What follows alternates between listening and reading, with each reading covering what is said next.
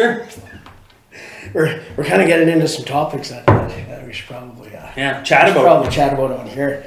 I'll just get quickly here. Nate and Donovan back. We're going to do another podcast here. Bam! My voice is a little off. I may even lose it during this. I don't know. Maybe just Donovan talking for the last hour or so. Nate's got a cold, guys, but he's a trooper. Yeah, I'm pushing through for it today. So we were just talking about some of the effects of COVID and some things that people believed that were pretty unbelievable during that time. And we were talking about how the bodies, like you saw in the news. I don't know if you remember, but there was the picture of the Italian airport, and it had bodies everywhere. Yeah. And they were telling everybody that they ran out of room in the morgue, so they were keeping them at the airport. But it turns out it was actually from like 5 or 10 years earlier. There was a big plane crash, and they were stacking the bodies in the lobby there. Yeah, completely. And I remember another time there was a guy. There was a doctor. He was sitting. He was on. It was TikTok or something, and he was doing a little Facebook. He was doing a little live video, and he was talking about how his boss had just been telling the media that their COVID wing was completely overrun with people, and that they didn't have the money or the people to deal with this situation, and that they were just drowning. And he said, "Come with me, I'll show you the COVID wing." And he went there, and it was empty. Yeah, like I remember seeing and hearing videos like that too. Just, I don't know, man. And nobody got in trouble for that. No. You know, all the misinformation and everything that actually came out that turned out they were taking people off of, deplatforming people off every social media thing there was out there, right, during COVID, saying that everything was false. Doctors. Yeah. People that were doctors coming against it, speaking out against it. You know, they all got removed, or their posts would get flagged as misinformation, right, saying that it was incorrect. And then it comes out later, it's all right. You know, everything that they were saying was right. So how come there's no repercussions for anything like that? Like, I don't understand. It's all one-sided, man. Yeah, for sure. And then the doctors that were, like, if you were a doctor during COVID and you prescribed ivermectin. Yeah. I don't know if anybody knows this now, but the effects of ivermectin is a wonder drug. Like my wife's brother is actually on ivermectin right now for lung cancer, and it treats lung cancer. Like, it causes lung cancer molecules to literally get smaller. Yeah. Like, ivermectin is does wonderful things. Yeah. I mean, the guy who invented ivermectin got a Nobel Prize for inventing it. It was a wonder drug when it came out. They all called it a horse. It's a horse dewormer, right? It's a horse dewormer. What it is a drug that was designed for humans, but is found to also work well in horses. The exact same drug, right? And it is an anti-parasite drug, and it gets rid of whatever parasites are in you. It is a beautiful drug.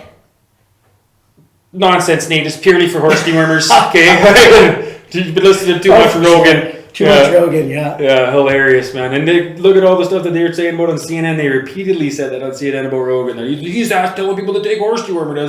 There's clearly no medical benefits, even though people were talking, like Nate just said, the guy won a Nobel Prize for it. Like, that was known, but people wouldn't look it up.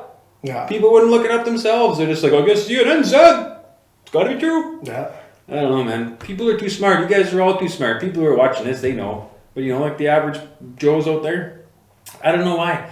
Some people still trust the news and trust the media to think that they're telling the truth. It's like, there's so many other places where you can go get it. At least background it. Like, look at their source, where they're getting it from, and then you can go back and look at these videos. Like, look at the full proof, like all the stuff they were saying about Trump during even this run up to the election. There's so much stuff about him saying that he wanted to, take away all the rest of women, shoot this one woman they were talking about, saying they wanted to line her up in a firing squad or something. It's like, what are you talking about, man? Like, that's not at all what he said. You go look at the actual video, and it's something completely different, right? Like, I don't know, man. It's hard.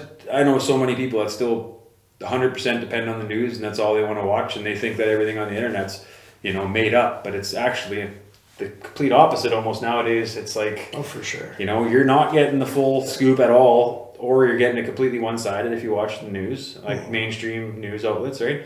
And you got to watch like full form discussions like Rogan and stuff where it's 3 hours, because you could lie and make, for a 90-second interview that somebody gives you on CNN or whatever, but you find out who the real person is after a 3-hour interview, you know, and you can filter through all their BS. Like, yeah, talking for 2 or 3 hours straight. I mean, a person can really. If you look at Kamala Harris during the election here, she was actually offered to go on the Rogan show as well. Yeah.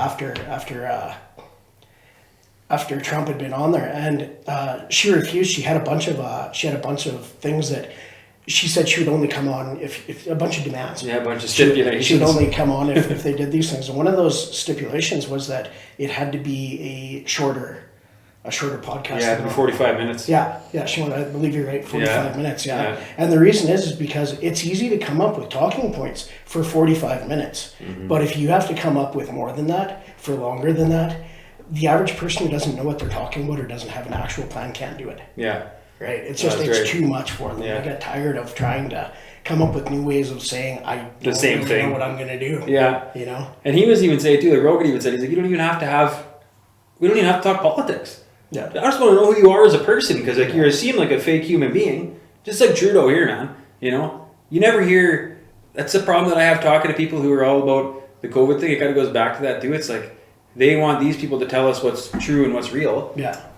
They completely act like you've never seen a person in real life talk like they talk or act like they act. Like you can tell they're putting on a front. That's not who they are behind closed doors. Yeah. That's one thing that attracts people to Trump, is that you could tell nobody's telling him what to say. Yeah. You know, that's who he is, man. He's going to say what he says, and it's like, people are like, oh, that's not very professional. It's like, that's what you talk like at home. Yeah. That's what everybody talks like. That's why people are so attracted to him. That's what they want to hear. They want somebody who they can relate to. And it's just like us here, man. Trudeau doesn't relate to anybody. Nobody talks like that fake. He's the fakest human being I've ever met, ever seen in my life. He's never answered a question. He's been in politics now been our prime minister for 9 going on 10 years. Yeah. And he's never answered a question this entire time. And it's like, these are people that, for some reason, we're just supposed to put our full trust in that they're doing the best thing for us. And it's like, we can't even trust that we even know who he is after this entire time. That's a true story. You know? Yeah. We got no idea who this guy is, man. We've never seen him speak for talking points that weren't just handed to him. You know what I mean? Like, even all the news agencies here in Canada, they're all paid off by the government. Yeah. So they never say a single bad word about Trudeau ever, or the Liberal cabinet at all. It's all Pierre Poilievre, the new guy who's hopefully going to get in at some point here. Hopefully. Yeah, establish dominance over him. But yeah, it's like all the questions they give him, they basically turn him into like a Trump, like a Hitler guy. They always say that he's so bad, he's so right-wing, he's an extremist and all stuff. He's like the most level-headed guy there is out there. Yeah. And he's actually shocking sometimes. They'll ask Pierre a question. Hey, Pierre, whatever their question is, and he'll just give them a simple yes or no answer. Yes. And they just laugh. Like the media's like, what? He just answered a question with a yes or a no answer. Like, that doesn't happen. He didn't beat around the bush and like give us a no answer like Trudeau does every single answer ever. Yeah, I don't know. We live in a weird time where we're supposed to put our trust in these people, but yet we have no idea who they truly are, and they never tell any real answers. So like, why do we put so much trust in them, and how do they have that much leverage over everybody? Or like, how do people not care? I feel like I'm crazy sometimes, like bringing that up. Like, he's been there for 9 years, guys. He's never answered a question. And we're okay with that? Yeah. Everybody's okay with that?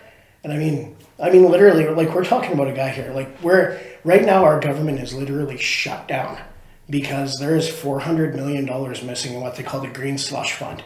And what that was a fund that they were using to fund green initiative projects. And what has been found now is that a lot of the money that they have spent in this Green Slush Fund has gone to companies owned by the people who are on the board of directors for the Green Slush Fund. So they're literally giving money to their own companies. Nothing's been produced out of that. And the money that they have given out to other companies, nothing's happened with. So you have these people who are in the government and part of this board of directors of the Green Slush Fund, and they are feeding money to their own companies. They're making a profit off of their ability to delegate who gets the money. It's a massive scandal. And the leader of the House, the Speaker of the House, has actually decreed that no more government business can be done until the government puts forth all of the documents that go along with the Green Slush Fund, so that the RCMP, they're supposed to give these documents to the RCMP because they're being investigated by the police. And They're refusing. They're refusing to give these. Isn't that hilarious too? Yeah, that they have an option. Yeah, right. That's like the police come to your house, they're like, hey, like we heard that you guys were selling drugs. We need to take you in. We're going to do a background check on you. Like, where's all this extra money coming from that you have? Like, well, I'm just not going to show you. Fair enough. Yeah. Like, no, we don't get that option, man. He's literally said, like, and Pierre's been grilling him in Congress there too, like in the House of Commons, saying like, give him the documents. And I'm all agreed. Why? But why is that even allowed? Why is it even a question? How is it up to him to give the RCMP the documents? Like, what is going on in our world where these people have so much power that the government, the RCMP, literally the police force here in Canada, cannot do anything about it? They need to voluntarily hand over incriminating evidence? Yeah, it seems a little off. Yeah, it seems like a little unlikely, man. It's kind of like, and I don't like using this comparison lightly because I think that most police officers are a great thing, right? But it's like when they have their own internal investigations, like, turns out we didn't do anything wrong.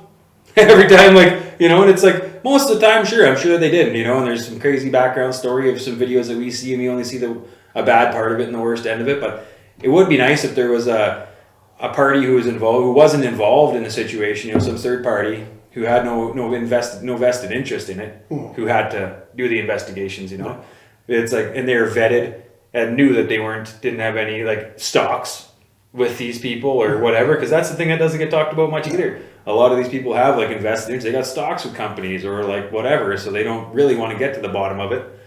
There's lots of little things like that. If I'm not mistaken, if you look back, I heard something about this. I don't have the exact particulars in my head, but apparently Justin Trudeau, our prime minister, the same guy who's running this government now, during COVID, he actually ordered more shots, more boosters per citizen than any other country in the world. And Justin Trudeau, from what I had heard I heard it on the radio somewhere on it was a political show, I don't remember where, but his company owned stock in a company that had to do with making the vaccines. Of course.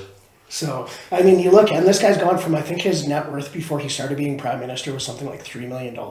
And he's up, I think the last total I heard was like $35 million. That's known about. That's known about. Yeah. Right. And he makes what, $100,000, $200,000? Yeah, they make nothing really. It's decent money. It's a lot of money for a normal person. Yeah. But you never get there to where they're at. And they're like, it's just like Pelosi in the States, she's worth like $100 million or something crazy. Oh yeah, it's insane. And it's like, that's like one that they constantly talk about on any channels that you watch about that kind of thing, where it should be illegal for them to trade stocks when they're the ones who are getting to pick what stocks get when they get to choose who's getting the contracts and stuff, and all of a sudden you find out that they've bought stocks in it like 2 weeks before the contracts have been given out, when they already knew who they were going to give it to. Pelosi's like the queen of doing that, and I guarantee you it's the same thing here with Trudeau.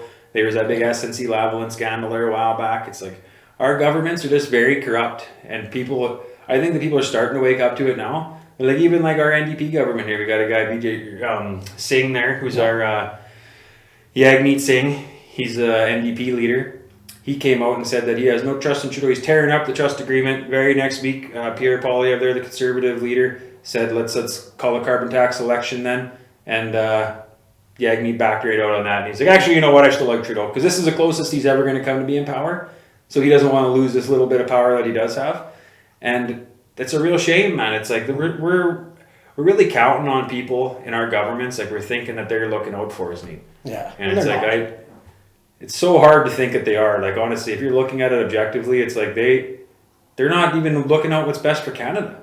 They don't do what's best for us. When is the last time you've seen them doing something for Canadians? Like, how many, the homeless people, everything's crazy in our country right now. The prices of everything, the money we're giving away to people, our military is like so underfunded, it's ridiculous. Yeah. We have, like, we're using gear. I've talked to some people who are in the military that I know, and like, they're using gear that's like 60 years old, man. Mm-hmm. 70-year-old gear. What is going on? Where is our money going that we're putting in? And meanwhile, just like in the States, we got a migrant problem here too, where there was a bunch of illegal people coming in and stuff too, and those people tend to vote Liberal. Somehow they get in, then even if they're not voting Liberal, they're Liberal. They're the ones in these protests. We got these crazy protests going on in our streets right now, like Death to Canada protests and stuff. What's happening? I don't know, man. We're living in a weird time right now. It is a weird time. Because everybody has the access to this stuff. Everybody can see the information if they want to. Mm-hmm. It's like some people willingly want to be lied to. It seems that way, doesn't it? You know? Yeah. Like you have the option of finding out the truth, but it's like you tell somebody, like, look, you can go see the truth. It's right here. Like, no, I don't want to see it. You know, I don't want to see it because it goes against. It actually goes to something I said the last podcast. There was like, that's part of what our country needs to have is like realizing sometimes you're going to be wrong about things, guys, and you need to change your perspective on things. There's nothing wrong. It doesn't mean you're a bad person. It means that you're actually a good person. You're growing. You're learning from you're learning from new information. That's what happens. New information comes to light. You learn from it. You're like, oh, I was completely wrong. I'm going to change the way I look at things from now on. That's happened to me about a lot of things in life. I don't hate myself for it or like fight against it. I don't understand why so many people do. It's like, that's a good part about being a person, man. It's like learning things, understanding you're wrong, growing as an individual about all kinds of things, man. It doesn't need to be something that's, I don't know, it's got like a bad flavor to people, right? They just don't want it, man. They're just like, no, like I need to stick to this, stick to my guns. You know, I hate this person, Donald Trump, Hitler, whatever it is. It's like, no matter what information comes to light, they just refuse to accept it or look at it. And they're just like, no, I had this point of view before and I'm going to stick with this point of view forever. Yeah. You know, which was pretty crazy in this election with Trump. Like, there was a lot of longtime Democrats who actually flipped. Yeah. You know, which was really cool to see, honestly, because it's like, that's what you want, man. You want people who are like, yeah, you know what? This has gotten so crazy that I've been a Democrat my whole life. Like Elon, even Trump, man. Trump was a Democrat, man, until the mid-90s. Yeah, he like, was. And now he's running as a Republican because he said it got so crazy as a Democrat. He was actually friends with, what's her name? Bill Clinton's wife. Yeah, Hillary, man. Hillary, yeah, they were friends. There's a quote out there, I believe it's Hillary saying that at some point Trump should run for president because nobody would be able to pay him off because he has too much money. Yeah. They were friends. Like, pretty crazy, man. Yeah, and then look what happened. He was running as a Republican. The entire machine turned against him, man. Yeah. And it's like, it's hard to explain to people who don't understand that like there is a machine at work here. Yeah. It's not like there's basically a few people own every single media outlet out there. You know, propaganda didn't stop in World War II, guys. Like it's more prevalent now than ever. It's a pretty crazy thing, and like it's basically a fight. We got to fight to find the real information, man.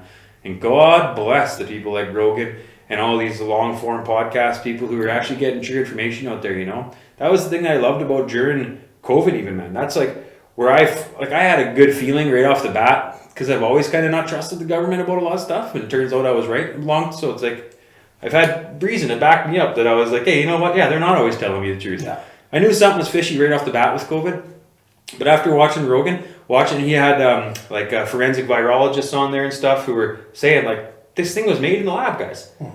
Which was so clear to anybody who was like paying attention at all. It's like, where the Wuhan lab was, the Corona Wuhan lab was in Wuhan that they were making this virus, and it just magically got out. And no way it actually got out from this lab, though. No way it escaped. Right, and everything was misinformation. When you're talking about that, I knew right then that something was going on. I'm like, 100% something's wrong here.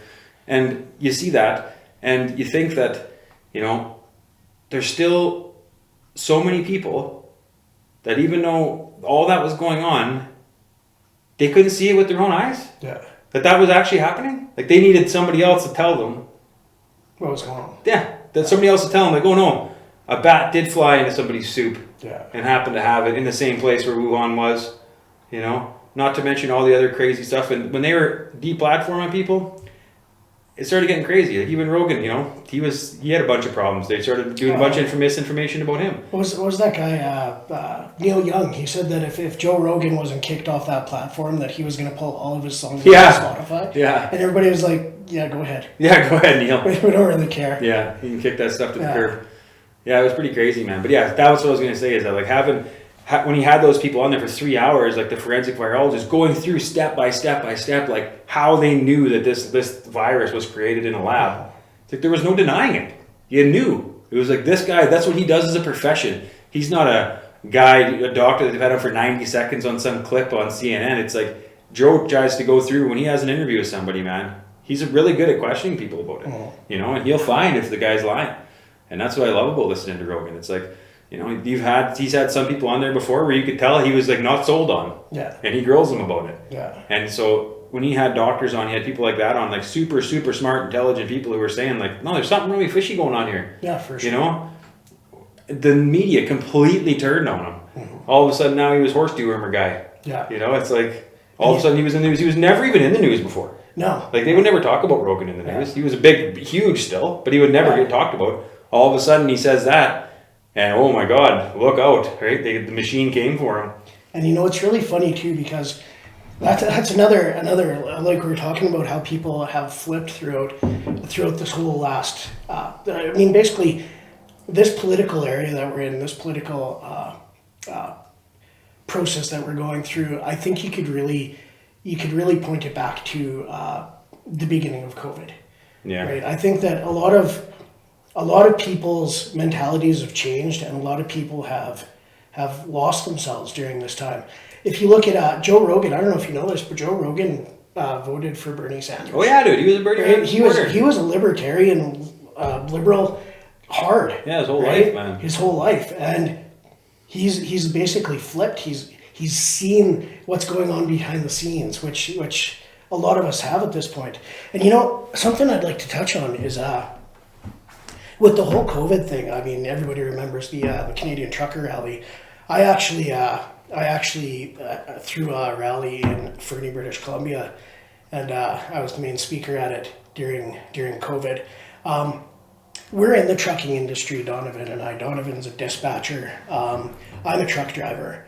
And I don't know, like a lot of people don't realize what the truckers saw, things that other people didn't during COVID. I mean, the average person, when COVID came out, I mean, we're not stupid. We hear there's a massive disease coming out that's killing a bunch of people. I told my parents, I said, stay home. I said, make sure you don't go to the grocery store except for the times that seniors are supposed to go. Lock yourself up. You know, we're all doing that, and we button the hatches. Yeah. But you know what? Everybody was locked in their houses, but we still had to go to work. Mm-hmm. And we went to work, and what we saw was nobody was getting sick. Yeah. And nobody was dying. We were talking about an industry where we had people coming cross country that we were interacting with. Like massive, like if there's a disease there or a virus that's killing people, we should have seen it in our industry. Yeah. Because it was we saw the people going across the country, like, and everybody handling all that freight. And they were saying it stays on for days and days, right? It's like we're getting sick. We saw nothing. There was nothing. So, you know, after that we started taking our masks off at work. Mm-hmm. Right? We'd hug each other just because we knew. Yeah. Yeah. I remember, like, I knew something was fishy, but at the same time, like, I was like, because it came from a lab, I thought it was going to be deadly serious still. Like, I was like, I didn't think that it wasn't serious. I was like, holy shit, this could be the real deal. You know what I mean? Because it was something that they created in a lab, could have been for a weapon of war, I was thinking. Like, they got released maybe accidentally, maybe on purpose. I didn't know, but it was like, I was quite concerned about it. Then afterwards, it was like, that's what I started thinking in the end, is like, it's not even that deadly, it doesn't seem like it. Obviously, a lot of people did die, but, you know, as we have found out later on, that they were attributing a lot of things to COVID death that weren't even. Like, a person got in a car accident and they also had COVID. They would say it was a COVID death. A child in Ontario, he committed suicide over depression of being locked up through COVID, and they called it a COVID death. His family had to put out a statement saying he didn't die of COVID, he committed suicide. But they were calling that a COVID death. Yeah, that's a shocking thing too, man. Right? Which makes me like question, again, what was the end game of the whole thing, you know what I mean? And I think that if we're going full tinfoil hat meat, which I don't like going full tinfoil hat, guys, but if we're going full tinfoil hat, and thank God for the truckers here in Canada, because unfortunately, people I know still love and care about, were like, those stupid truckers, did you see those stupid truckers down in Ottawa? Driving around down there blocking traffic? Don't they care about people's health? It's like, are you guys blind to what's actually going on? Thank God for them. They were talking about locking down travel here in Canada, not being able to go across borders, having like travel IDs that you have to have like China just to go around and move around places. Like, it was getting crazy. And then while the truckers were down there, Trudeau said that we weren't going to do that anymore. We're not going to do it. But it had nothing to do with the trucker protests, he said too. But it clearly did. And what they did worked, you know. And I don't know what happened to there was those couple people that they ended up prosecuting. I can't remember their names. That were part of the trucker protest. Like, people lost money. They had money taken out of their bank accounts. Bank accounts were frozen. It was pure tyranny that was going on here in Canada at that point. And the scary thing was, guys, it's like, it's so hard to tell people this, but it's like people that I love. It's like, if you guys were in Germany back in the day, you would have been ratting out your neighbors. Yeah. you would have been calling the government on your neighbors, because that's what happened. They started telling people like, hey, you know, if your neighbor is doing this, let us know, because doesn't care about civilization, doesn't care about Germany, doesn't care about his fellow man. We need to know about it. Then all of a sudden their neighbors would disappear. They wouldn't know what happened to them. Little did they know their neighbors were getting offed. You know, and it's like, that's what would have been going on here. People would have been, it's a very similar thing. Like, sure, the government wasn't coming in and taking people, right? But there was plenty of people who were willing to rat people out or completely freak out if they seen somebody without a mask on, for heaven forbid, or anything like that, right? It was like, you were completely ostracized, man. Like, for a while, I had my entire family pretty much shook up at me. I don't even like talking about it, but it was like, and then I've had a bunch of people from my family later on apologize to me, saying, you know, I'm really sorry about what happened there. You know, like I wish that, and I've had so many people tell me, family and just friends, that I stuck to my guns the entire time, taking all that heat. And it was like, because I just knew something was wrong with it, man. It made me feel like something was wrong. And I was actually quite proud of myself afterwards, because I thought back to that analogy. It's like, I wouldn't have been the one to rat on my neighbors if I was in the situation back in the day. You know what I mean? Yeah. I would have been thinking for myself and been like, what do you mean? Nate's a good guy. Yeah. Just because the government's telling me that Nate's not a good guy because he's not wearing his mask doesn't mean Nate's not a good guy. Yeah. You know? And that's what they were doing. They were telling you that, right? Like, you didn't care. You did not care about humanity. You didn't care about people if you weren't wearing your mask. It was such nonsense, man. And people, unfortunately, man, they like to comply. Scared of being shamed. You know? It's so powerful. Yeah. That fear of being shamed, man. Oh, it is. It's so powerful. Right? It's huge. And I think too, like, I remember going home to visit my parents, and my mom coming up to me, and my mom was crying. And she begged me. She was like, Mom, I can't. And she said, why not? And I said, because I don't feel right about it. And I said, Mom, it doesn't matter. Nothing is it's not going to do anything between me and you. And she's just crying. She's like, I know, but it might help. Yeah. You know, and I feel horrible because, like I said, during the beginning of COVID, I begged my parents to stay home. Yeah. We all banded together. We were all going to fight this huge, massive virus. 2 weeks. Remember, 2 weeks to slow the curve, and 2 weeks to stop the curve. And we were all going to batten down hatches, and we were all going to do it. And yeah, that 2 weeks became a little bit longer than 2 weeks. I don't know if you all remember that. Yeah.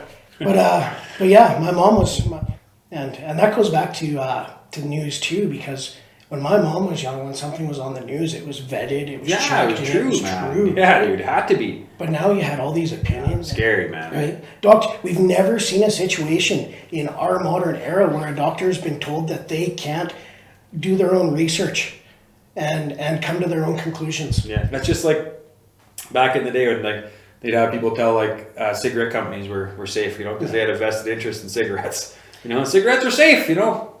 Doctor said smoke de Maurier or whatever, you know.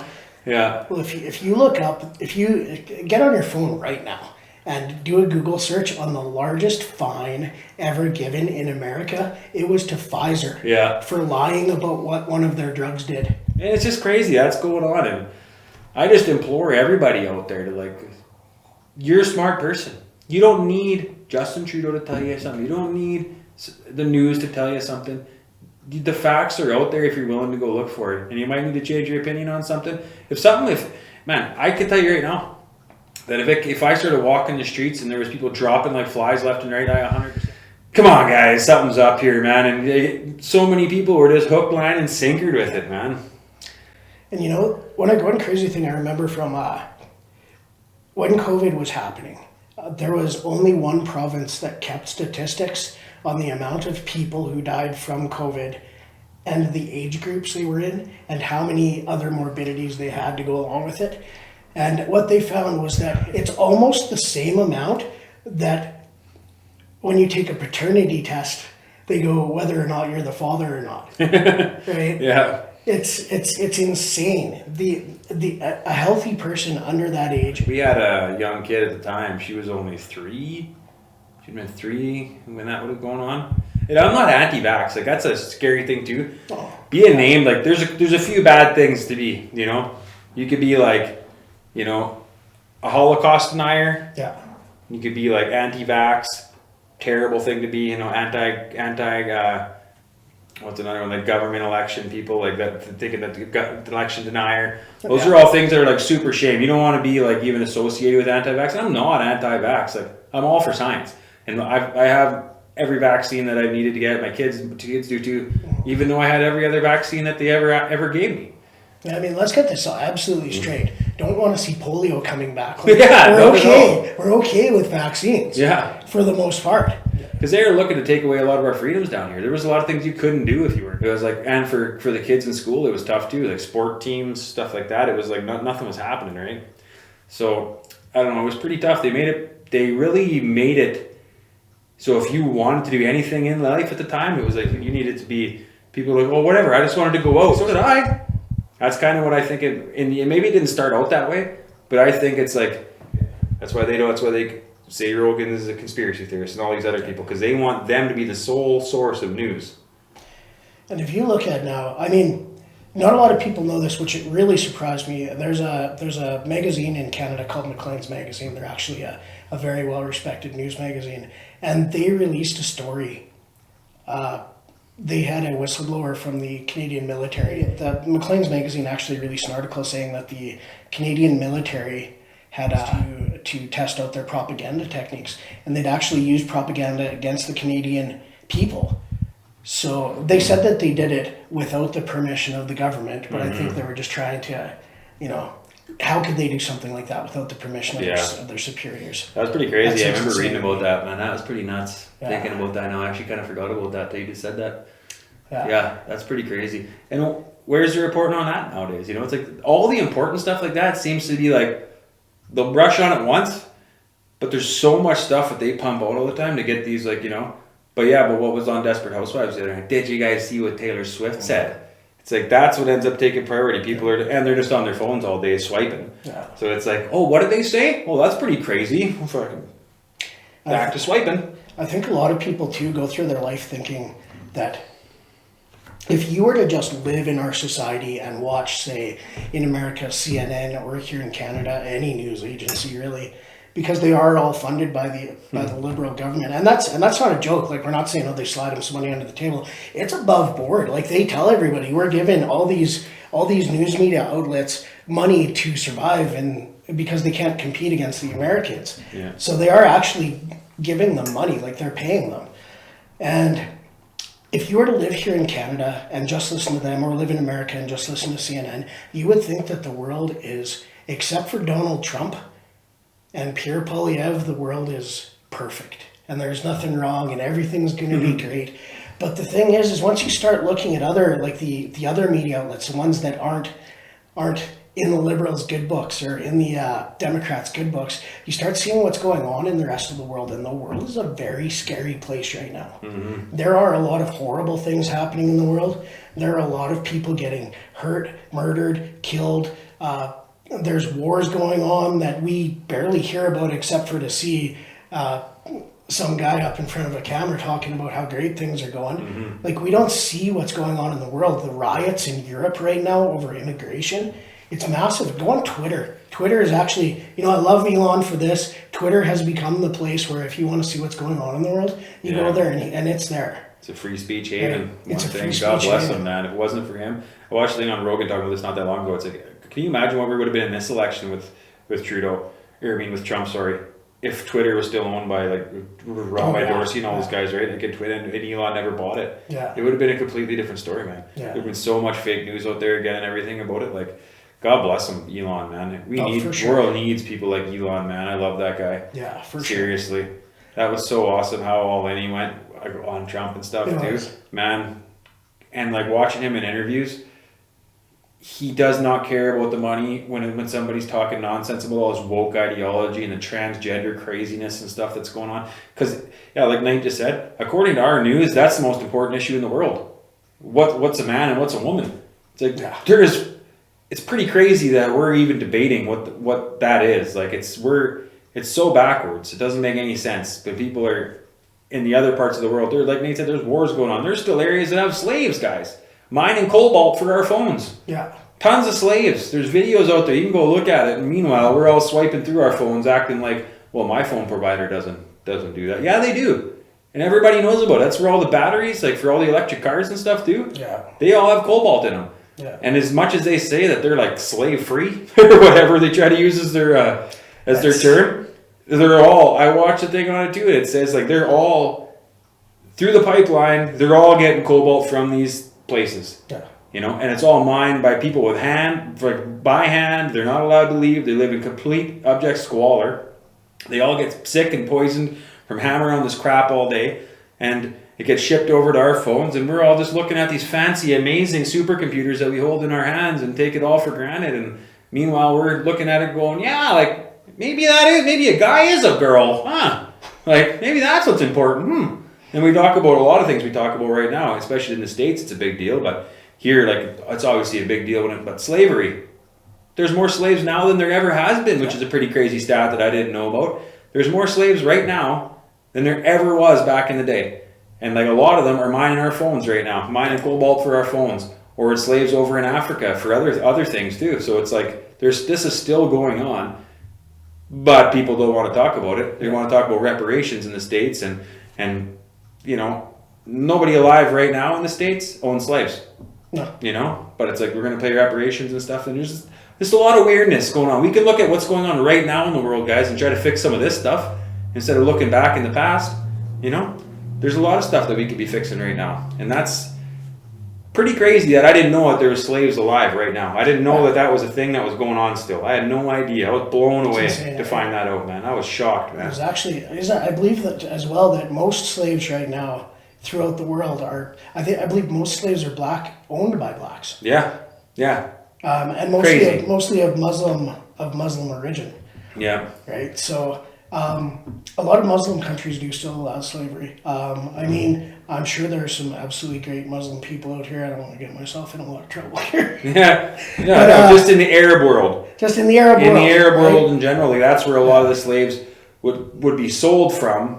You know, and they'd be dark skinned. Obviously, that's the world that they live in over there. But it's like a lot of people, like in these cobalt mines, a lot of them are in like Africa or they're in like South America, but they're all, it's terrifying. If you guys haven't ever looked up a cobalt mine where we get all the stuff for our batteries out of, please go look it up. You'll be shocked at the conditions these people are in. They're getting stood around by guys with AK-47s. Well, there's little children and their moms and their husbands in there with nothing but basically ripped pair of ginch on. Nothing, and they're hammering rock with a friggin' hammer, carrying it up in baskets. It is horrifying to watch, and these poor people, get to live like that if they don't make anything. You know, they might get fed a lunch a day. It's like it's horrible existence that these people are living in, horrifying. and we're over here fighting about what a boy and a girl is. Like these are real things that we could really make.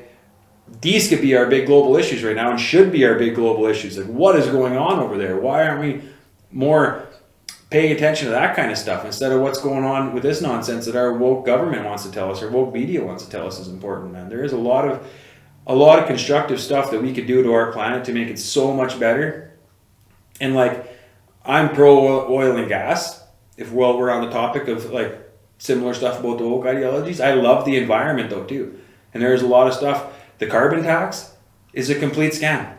You know, it's like that's a big scam that we're pushing through.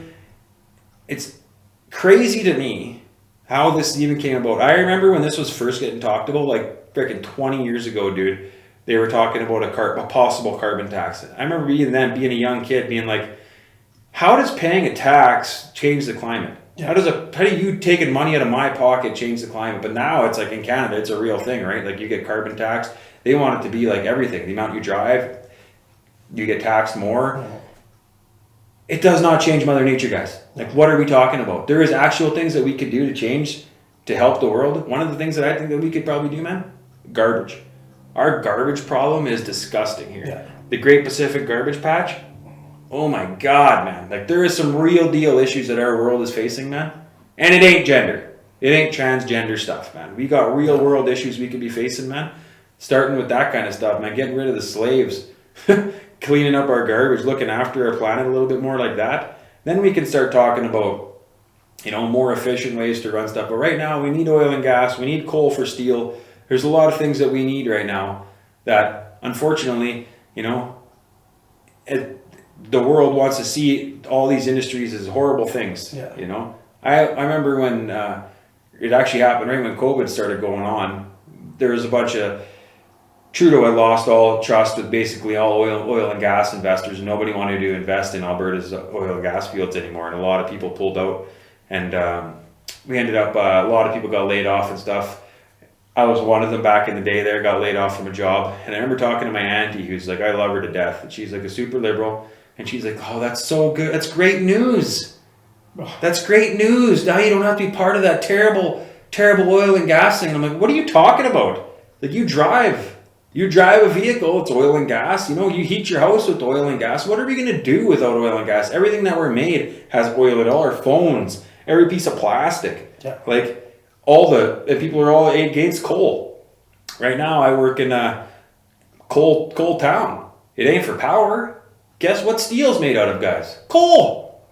Yeah, I don't know if you know that. Coal makes us steel, guys. So, you know, people are anti-coal. It's like, what are we going to do without steel, guys? Like, we need steel, too. People forget about that. Yeah. Like, there's so many things, man. There's lots of protests about, because there's supposed to be a new mine opening up in Alberta here, not too far away from us, and they don't want to open that up because all the environmentalists and stuff, and it's like, we need these things still, guys. There is no alternative right now. If you show me a better alternative, and I'll be down, man. Believe me. And I think the thing that people really aren't realizing too is that when it comes to things like this, like slavery, for example, and I just wanted to clear up a point there. I don't actually care if I get myself into trouble for saying something. I'll say whatever I need to say. that was more of a joke that I was making with myself there.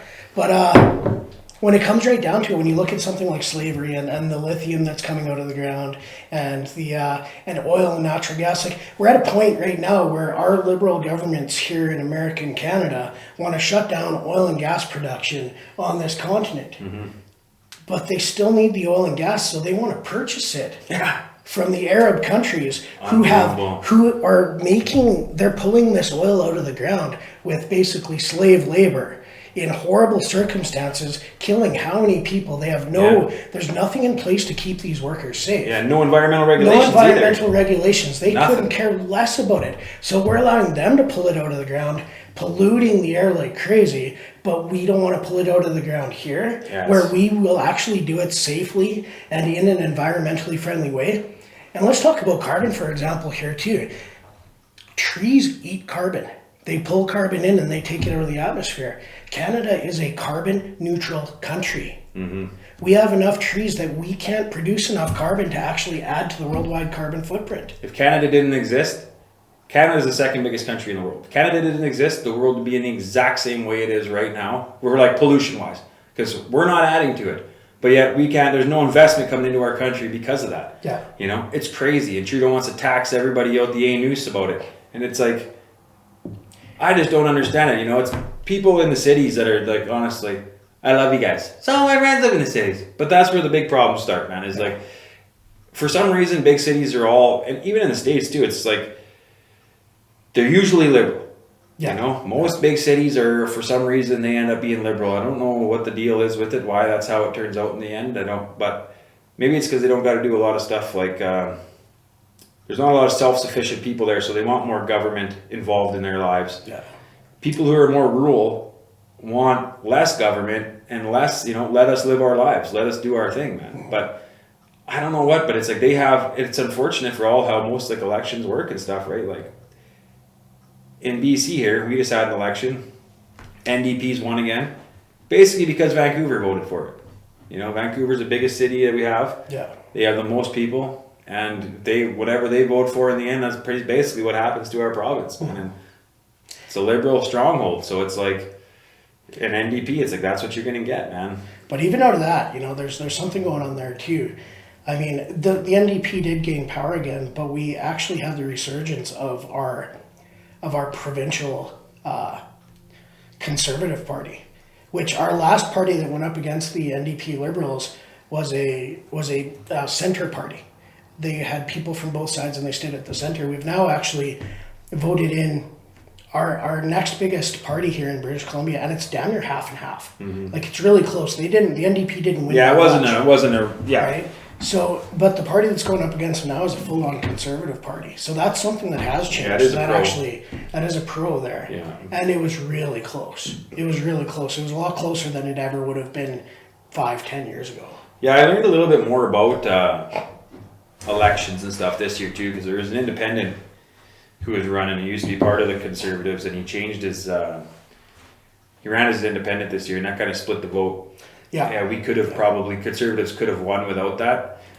Well, actually, they would have. Yeah, they would have. There was 3 ridings where the old Centre Party would shut down. They shut themselves down because they knew they weren't going to win. They didn't want to split the vote, but a bunch of them ran anyways as independents. They were already incumbents, and 3 of them ended up taking enough votes that if they hadn't have done that, the Conservative would have won, and we actually would have had a full-on Conservative government here. So it kind of bit us in the anus a little bit there, but I don't know. It's just a weird thing, man. I hope that we're going to have something similar to what the States just had, man. It seems like the States had basically a nationwide awakening.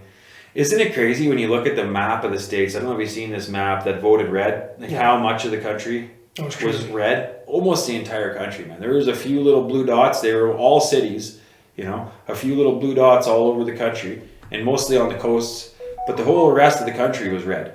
Yeah. And it's shocking to see that those places where it's blue is where the biggest problems are. Right? That's the loudest voices out there, right? That's where all this craziness is coming from. Yeah. Those places that are blue. And that's similar to here, man. Like when you look at our map, most of the places that vote for Liberals is down in Ontario, in the big cities, and they have most of the votes. Similar to the Electoral College in the States, we got a similar thing down here, right? And basically, if Ontario and Quebec vote for a government, that's what we get. Yeah. Because they have enough seats in the House that they decide basically the fate of the rest of the country. Yeah. So. And here in Canada, you don't vote for the Prime Minister. Yeah. You vote for the House, and however many representatives, whoever gets more representatives, the leader of that party becomes Prime Minister. So that's one way that it is different from America. So like in America, you can vote for the House and the President separately on the same ballot. But in Canada, you just vote for your local representative, and whoever gets the most of them gets to be the leader of the country. Yeah. So we don't have that check and balance. I kind of really wish we did, because that is a check and balance. It is, yeah. I do like that, actually, yeah. And that's something that we're missing here, man. Yeah. I don't know. I just think that, you remember when Trudeau said not that long ago that Canada has no identity? Yeah. We were talking about that in our last podcast a little bit. Canada's such a beautiful country. That stuff just upsets me, man. Yeah. He is anti-Canadian as it gets, and he's our Prime Minister, and he literally hates Canada, hates what it stands for, what it stood for. I don't even want to say what it stands for anymore. We need to get somebody with some balls in there again. We need to have somebody like Trump. I was arguing about this with a guy at work today, actually. He's 100% anti-Trump, and he's like, oh, you know what it's going to do to Canada now that he's the president and stuff. And I was like, okay, maybe it's not going to be the best thing for Canada, but put yourself, for me, if I was an American right now, I would be thrilled to have a president that is actually going to fight for his own country. He's not a globalist, doesn't care about the rest of the countries. Sure, he's going to have his allies. He wants his allies to be fair, though. I have never heard him say, he says about a bunch of outrageous things, but he's kind of like a stand-up comedian. He kind of just spits off at the mouth sometimes and stuff, right? It is what it is. But what he's saying is that he wants his allies to hold up their end of the bargain in NATO. He wants to build more stuff, create more jobs. He's going to take the tax off overtime. Yeah. We need that here. That incentivizes people to work harder. That is one of the big problems. Here in Canada, you work overtime, bye-bye. Your money is gone. The amount of tax you get, it's shocking. Shocking. Last year, I had to work a ton of overtime last year. I had a couple people that I had to cover for. I ended up working a month and a half straight. Had to do a ton of overtime, and I do a 4-and-4 shift, so basically doubled my hours.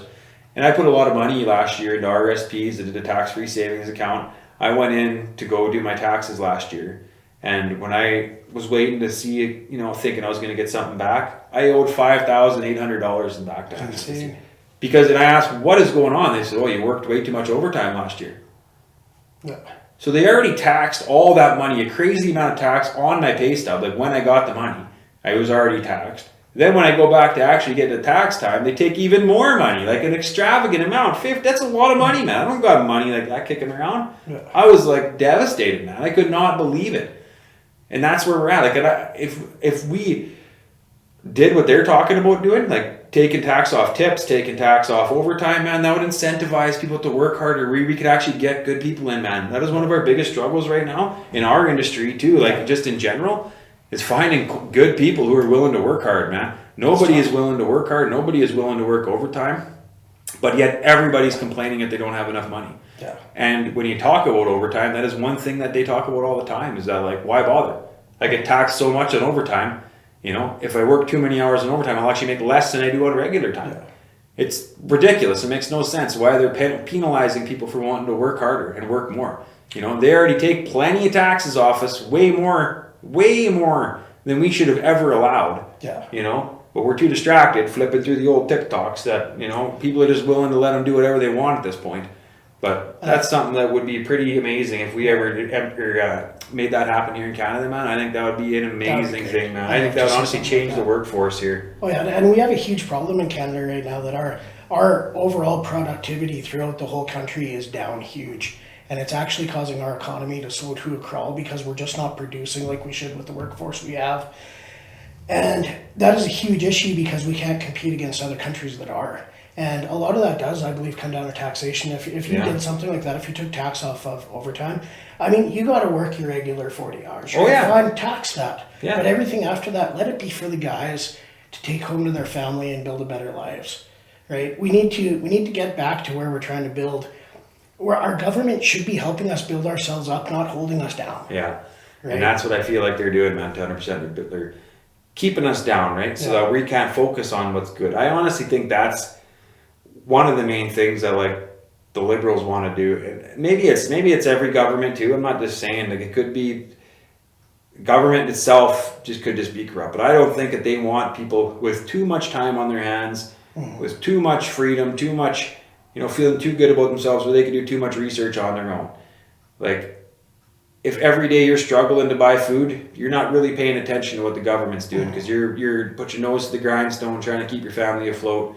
And they could do, you know, all kinds of stuff, and you just can't really pay attention to everything that they're doing. But if you were in, you know, we had more money, had more free time, people might pay a little bit more attention to all the crazy corrupt stuff they're doing. Yeah. So I think that could be a fear they have, maybe, of not letting us do it. And they're just so far in debt. 100%, right? I think if you look at it, like our government, and I think this is something that has been going on socially in the West here for decades, actually, and is actually being pushed by people in the by other governments around the world. They want us to be weak, right? They want us to be consumers. They want us to spend our money as quick as we get it, and they want us to not question the status quo. And we've been you don't see gender politics like this anywhere else other than in the Western world, right? Yeah. This is something that's designed to make us weaker. This is something that's designed to pull us apart. Our politics right now are about pulling us apart, right? They're about keeping us divided. Keeping us divided, because if we're divided, we can't make a decision and we can't pay attention to what's going on. Here in Canada, we've had a situation where, like, our Liberal government, which obviously neither Donovan or I like very much, the leader, Justin Trudeau, is his before he was in government, he was a drama teacher. And he had to leave his drama teacher position for some reasons that nobody's allowed to talk about. But I hear there was a non-disclosure agreement and $2.5 million to some underage girl. But I don't know what happened, right? I don't know what happened. But, you know, so that's what he was a drama teacher. And if you ever watch this guy on the news, he acts like a drama teacher, right? And let's just sidebar. He's painted on blackface more times than he can count. Oh, yeah. That's what he also says. There's pictures everywhere about it, but that's just brush that under the rug. Oh, yeah, he just did it for fun, right? And he just says that he's so, you know, so progressive and everything else, but you bring up all that stuff, and he's like, you know, I'm a feminist. Well, what about that underage girl stuff that was going on? And, shut up! I don't want to talk about it. What about all the blackface stuff, Justin? Yeah. You know, and you want to talk about that? You know, I made some mistakes in the past, okay? I was just a kid. It's like, well, how many times did you do it? Well, I don't know, quite a bit. Like, I don't even know. He literally said he was not sure. Yeah, he had no idea how many times. He's you know, in the back of his mind, he's thinking, how many pictures do they have? Yeah, exactly. Right? How many do I have to agree to? I didn't even realize that was a bad thing when I was like, that it was like you know, when you're emulating somebody, I thought maybe like, you know, when I was a kid. But guess how many times I've done it? Zero. No. Zero. You know, he did it like particularly to make fun of people. That was his go-to. It wasn't because he was doing like Arabian Night stuff, painting himself all black and stuff. Like the pictures he has are ridiculous. He wasn't doing it to like dress like Tiger Woods for Halloween or something, you know what I mean? But even that you're not allowed to do nowadays. And I get it, I guess, it's a bad thing. But it's like, how come it's not bad for him? Yeah. How come nobody's saying nothing about it? He's this, basically, like to them, it seems like they just think he's a god, man. Like he's untouchable. Yeah, it's crazy. It's crazy how these liberals look at him. It's unbelievable, I mean, when it goes along with the feminist thing there too, I mean, Justin Trudeau put his first cabinet was completely split. It was half female, half men. And somebody asked him why it was half and half, and he said, because it's whatever year it is. Because it's 2015. Right, that's what it was, because it's 2015, right? Now, myself, and anybody who's ever thought about running a company or having to take care of people, you want the people working for you that are the best. Yeah. Right? So, obviously, that answer, it's because it's 2015, actually shows a horrible lack of management. Yeah, that's right. But when he was prime minister, he made this woman, Joseph Rambold. I don't remember her middle name. She usually uses it, but do you remember her name? The one who the SNC Lavalin stuff. Yeah. She was Raybom. Shoot. Well, anyways. Yeah. She was the first female. She was Indigenous too. Indigenous. Yeah. She was the first female Justice Minister, and she was the first female Indigenous Justice Minister, obviously. And SNC Lavalin, there was this big thing. They were given government contracts, and there was something going on with them. I don't remember the exact particulars, but the Justice Minister, the courts were looking into them. They were going to be charged, and Justin Trudeau asked her to possibly, kind of push the charges off to the side, and she refused.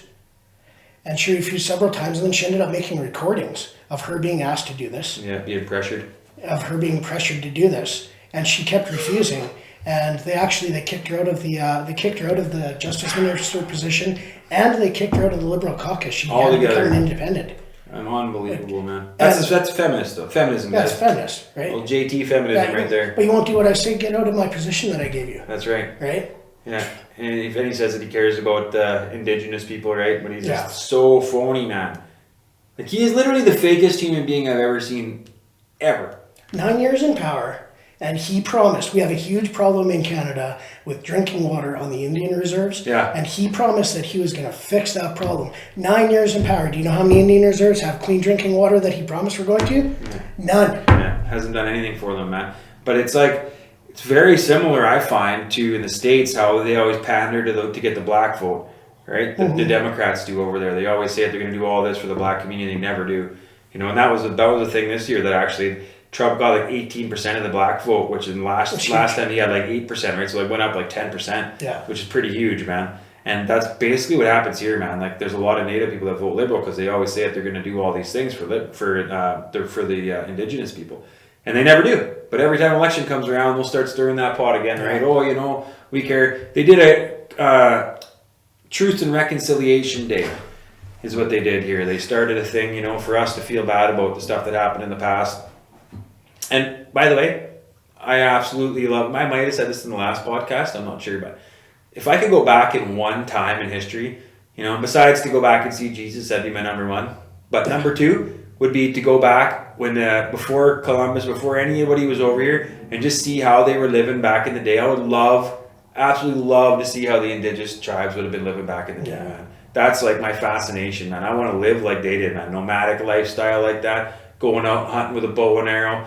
Straight family life, like caring every day about your family, raising your children, man, like being such a focal point of your life is like, that's it, man, not a career, none of this nonsense that we got to focus on today. That would have been like, I'm fascinated by them, man, and their lifestyle. And so I don't take nothing away. Like, I really, it's pretty terrible what happened to them, but it also happened everywhere else, all over the world for the entire existence of human history. And all the indigenous people that were around, they all hated each other and battled each other too. So it wasn't like everybody was sitting here swinging around hand in hand. All the different bands of indigenous tribes and stuff were all friends. They all hated each other and went to war with each other all the time. But they ended up the white people came here and killed them off mostly by disease. That was something that happened too, that a lot of, like, sure, they did wipe them out in war and lots of stuff like that too, but disease basically killed everybody. Yeah. Like when the conquistadors came over back in the day and went into the Amazon and stuff, we're finding now, like, they have these stories, right, of El Dorado and all these crazy cities along the Amazon and stuff. Then when people went back 100 years later, none of these cities were there, right? And everybody thought they were BSing. They're like, oh, these people were all lying. Just till very recently, till LiDAR came out, people still said that all these stories were nonsense, right? But they weren't true. There's no cities there. People went back, there's no cities there. Well, it's because they all died from all the disease that the white people bought. Like, literally wiped out entire civilizations with smallpox and everything because people had no immunity to it. And the jungle grew in over top of all these places. So now with LiDAR, man, it's really cool. They can go fly over top of all these areas. They find these massive cities that are all buried underneath the jungle, man, and nobody knew about it. And with LiDAR, it penetrates through the forest canopy, so like it can see all the definition in the ground. Yeah. So they found places that are bigger than Los Angeles. They say they're bigger than the footprint of Los Angeles under the canopy of the jungle. Unbelievable. You know, amazing. And people thought that they were lying and stuff back then. That's how many people that disease killed, though. Isn't that crazy? That's wild. And when we had in the States there, they talk about like the millions and millions of buffalo. Mm-hmm. I'm sure you've seen those pictures back in the day with all those buffalo skulls. Like there's a huge pyramid of them. Horrible, man. People just wipe these things out left, right, and Sally, right? The reason why there were so many buffalo is because all the native people were dead from disease. So like they multiplied huge over those years. And then like there were still obviously quite a few tribes that were around still hunting them and stuff, but the numbers of buffalo grew so much because they weren't getting hunted because so many freaking people died from smallpox, man. Like, horrible. Pretty crappy way to go. And, that's our history here, unfortunately. But that's also the history of every other place on the planet. We're no exception when it comes to that. You know what I mean? Every single country throughout the world has been taken over. Yeah. By somebody. Every single country in the world does not have the original people who lived in that country still in power in that country. That's right. Yeah, it's non-existent. And I really feel for natives in North America here. But the reason that I feel for them is actually quite a bit different than you might think. I feel for them because I believe that they have been pushed into a horrible situation. But the horrible situation is one that right now they seem to want to keep going. I mean, if you look at reserves throughout the country, throughout North America, I mean, reserves are some of the worst places in the world. Yeah. And it seems like the native power structure in a lot of these reserves is just so top heavy. The chief gets everything. Yeah. When the government gives them money, the chief gets it. That's why those reserves here in Canada don't have clean drinking water, because they haven't spent any money on it. They give it to the people at the top, and the people at the top keep it. They stay rich. The average native on the reserve is dirt poor.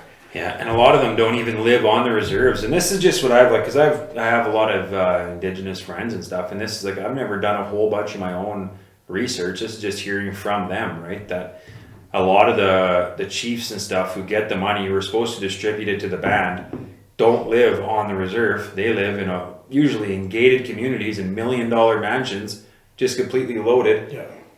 Meanwhile, there's people like Nate said, they don't have the drinking water, and that's like a huge deal.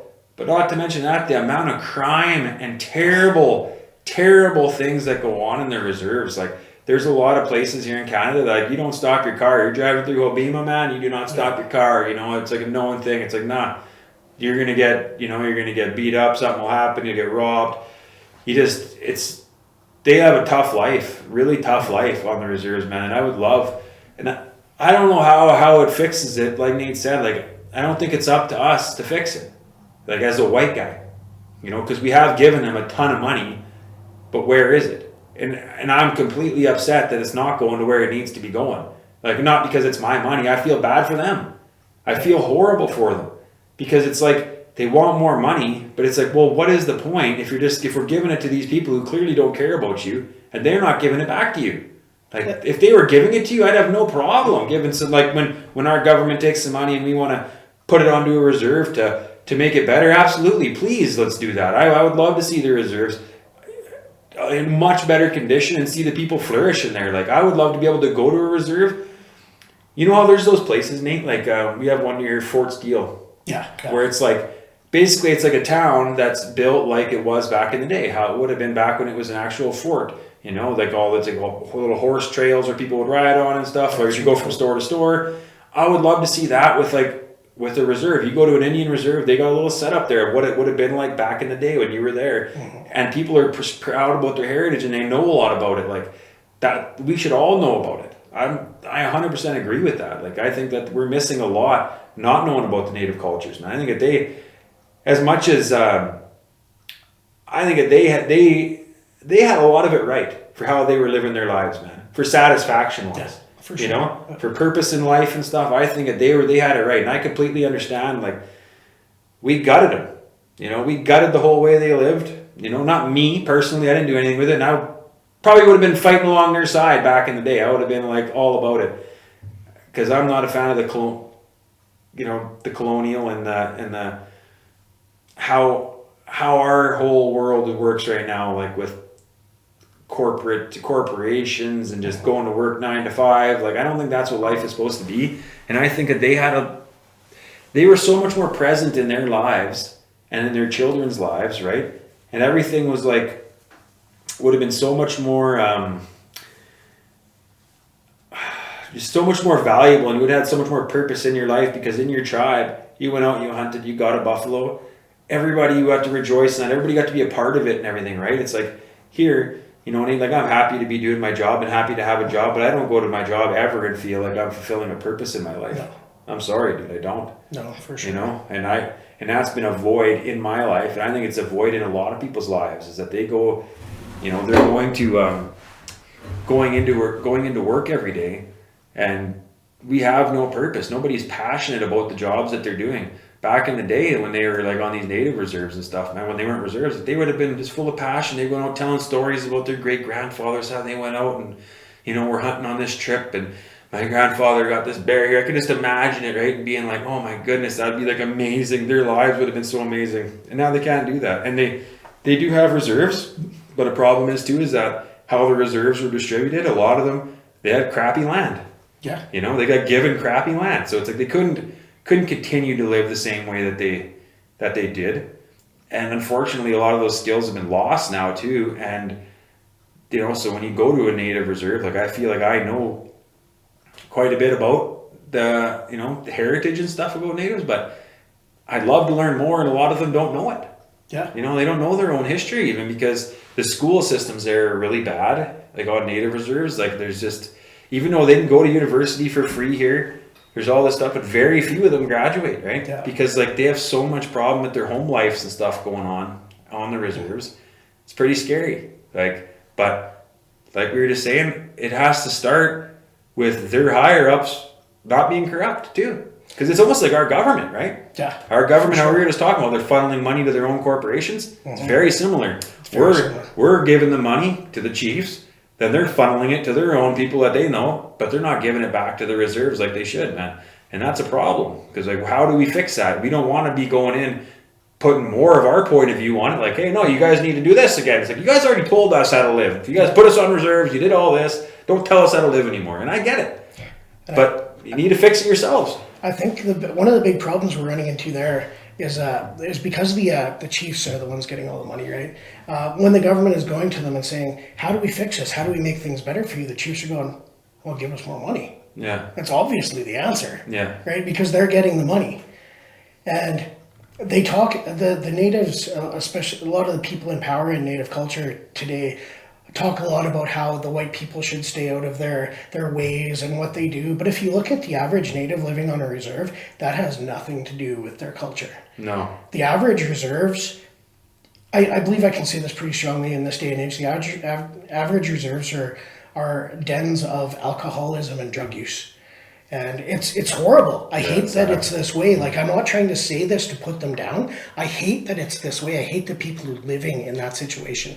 In my heart, I want to see every human being live a purposeful, respectful, and productive life. That's what I want to see. But unfortunately, because of how this money is given out and the power structures, this is how it ends up. The people on the bottoms, they're being pushed down by their own chiefs and their own people in control. So how do we fix that? We can't throw more money at it, because all we're doing is making the chief richer. Yeah. We can't step in and help them, because then we're imposing our own way on them. I mean, really, and unfortunately, this is an unfortunate situation. I wish I had a better fix for this, but the answer, I believe in my heart, is they have to fix it themselves. Yeah, they need to have their own uprising almost amongst themselves and be like, where is their money going from you guys? What are you guys doing with it? We need to find out a different way to redistribute the money that we're getting to make these things better. Because like I was just saying about like the Fort Steele thing, man, I think that is like an honest thing that the reserve should do to attract people from the outside to like tourism and stuff to make more money for their communities. Because I'll tell you right now, I'd go to every one in Canada, man. I am fascinated by the way natives used to live, and I would love to see everything about them, man. I love their dances they used to do, like just their whole culture, man, fascinates me to no end. I love researching it, man. I've listened to a lot of books and audiobooks about like native in the past and stuff, and man, that is something that I honestly feel is like a real thing that they could do to make change for sure for their community. Like if they're not getting it from the governments, they could establish some of those on their own reserves, you know, try to make it, you know, as safe as possible for people to come there, because that's one thing that they're unsafe. That makes people scared to go there, right? Is like it's not safe. A lot of the police don't, like, they have their own police force in a lot of these places too, and they're scared to go in there themselves, even in a lot of these places. So there needs to be some kind of a way that we can go in there and just experience, and so that they can feel more attached to their culture again too, Nate. Because I feel like, you know, that was one thing that from all the stuff I've read, man, that really. They wanted to kill the Indian in the Indian. Yeah. That was the thing, right? They wanted to make them a white person, basically, by Catholic and all this stuff, right, with our own religion, because they thought that they were like animals, right? And it's like, man, they were so spiritual. Oh, for so sure. To kill the Indian in the Indian like they did, man, it's horrible. They have no purpose in their lives, just like most people today who are walking around here. Believe it or not, most white people don't have a purpose either, guys. Like we don't have a strong history, you know, to look back on. You guys had like a history to be proud of and stuff, and I like envy that. And I feel bad that you guys can't, you know, enjoy that, and we can't go in to see it and take part in it like a little bit by going through and seeing it. Like I wish they had like a mock town set up with teepees and stuff, how their camp would have been, you know what I mean? And you could go walk through and see what they would have been doing, how they tanned their hides, how they boiled water, how they would have hunted, like what their setup would have been like, you know. That'd be really cool. Man, that'd be so amazing to go be able to do that. And I hope one day that there is something like that. I've been talking about this for like the last probably 10 years since I've really got fascinated by it. But man, I really wish that there was something like that. If there is anybody out there who can think of an idea how we can make this happen here, please let us know. Because that is something that honestly I think could benefit all Indigenous people in their communities, because they're not getting it from their tribal leaders and stuff. That they could focus on getting money to their own communities like that. Because I think that it would create a ton of tourism. Oh, for sure. To towns, man. Like I think that people would be all about going there. I know I would be. I look at someplace like, you know, this is something that's actually pretty famous throughout North America. Some of you may have heard the Brockett 99 tapes. Yeah. Right? Yeah. And a lot of people think that that's just a, you know, it's a made up thing. But Brockett is an Indian reserve that's about an hour away from us. We have to drive through it all the time to get to Lethbridge, Alberta. And Brockett is a horrible, horrible place. And it's really funny though, every time I drive through there, I look and you see the Indian Reserve off on the right, and it's just, you know, houses falling down, and it's horrible. They had to make the speed limit through Brockett. They had to take it down from 100 kilometers an hour to 70 kilometers an hour because the natives kept jumping in front of the vehicles to stop them from committing suicide. But you look there and it's like, it's just squalor and it's horrible. And then off to the right though, there's a coulee and it goes down, there's a river running through it. And every time I go past there, I think, my God, I would love to go camping there. Yeah. Right? It's just gorgeous. Beautiful spot. And you know, if they could get their shit together, they could build a little resort down there and a camping, you know, an RV resort or something like that, and they could make some serious money. Yeah. But unfortunately, I mean, obviously they're one of those reserves that just has their leadership has no point. Yeah. It's not pushing towards anything. Yeah, danger zone. If you look up in Invermere, you've golfed up in Invermere, right? Yeah, beautiful. Invermere's got some beautiful golf courses. You probably don't realize the one when you come up to the four-way, the one that's on the right, the really nice one. You guys stayed at that one, right? Yeah, we did. Yeah, Eagle Ranch. I think is what that one is. Copper Point. Oh, Copper Point. We didn't stay at Copper Point. We played at Copper Point. Yeah, we played it. Yeah. You know, not a lot of people know this, but there's two reserves up in Invermere. And they're side by side there. They're like side by side. One is closer to Fairmont, one's closer to Invermere. Okay. The one that's closer to Fairmont has I believe this is one of, I might be messing up where they are. Anyways, there's 2 reserves. They're right beside each other. The one has really bad leadership, and I happen to know, so I lived in Invermere for a couple of years, and the leadership there tends to take all the money, and the chief goes to Vegas every year, and every time somebody tries to run against him for chief, his people beat them up and cause them to leave the race. He's the only one that ever runs, right? And you got a really poor reserve. The reserve right beside that owns 3 of those golf courses. Oh wow! They built them. And they're rich, prosperous. They're doing great. I mean, Invermere is a tourist destination. Yeah, beautiful place. Beautiful, right in the mountains, like just majestic mountains. Yeah, that's amazing. I didn't know that. Yeah. So that shows right there. I mean, you got 2 reserves. They're going to get the same amount of money from the government. One of them is used to keep one man in power. The other one is used to be prosperous for all of their people. Yeah, you really see the distinction there. Yeah, and unfortunately, man, that's like what it goes along with a lot of them, like you were saying. But like you were saying about that coulee, man, that'd be a perfect place down like by Rocket there to have one of your camps set up with a bunch of teepees and stuff, you know, where you can 100%. Have people living like you were back in the day. That's like their daily routine, man. Because not only would it provide them purpose because they get to connect with their heritage, but it allows everybody else to see how awesome it would have been, like how cool their history is. Yeah. So they could feel proud of their own history too, man. Because I'm proud of it for them, man. I love it, man. I wish that there was that out there, man, and I hope that, you know, we can.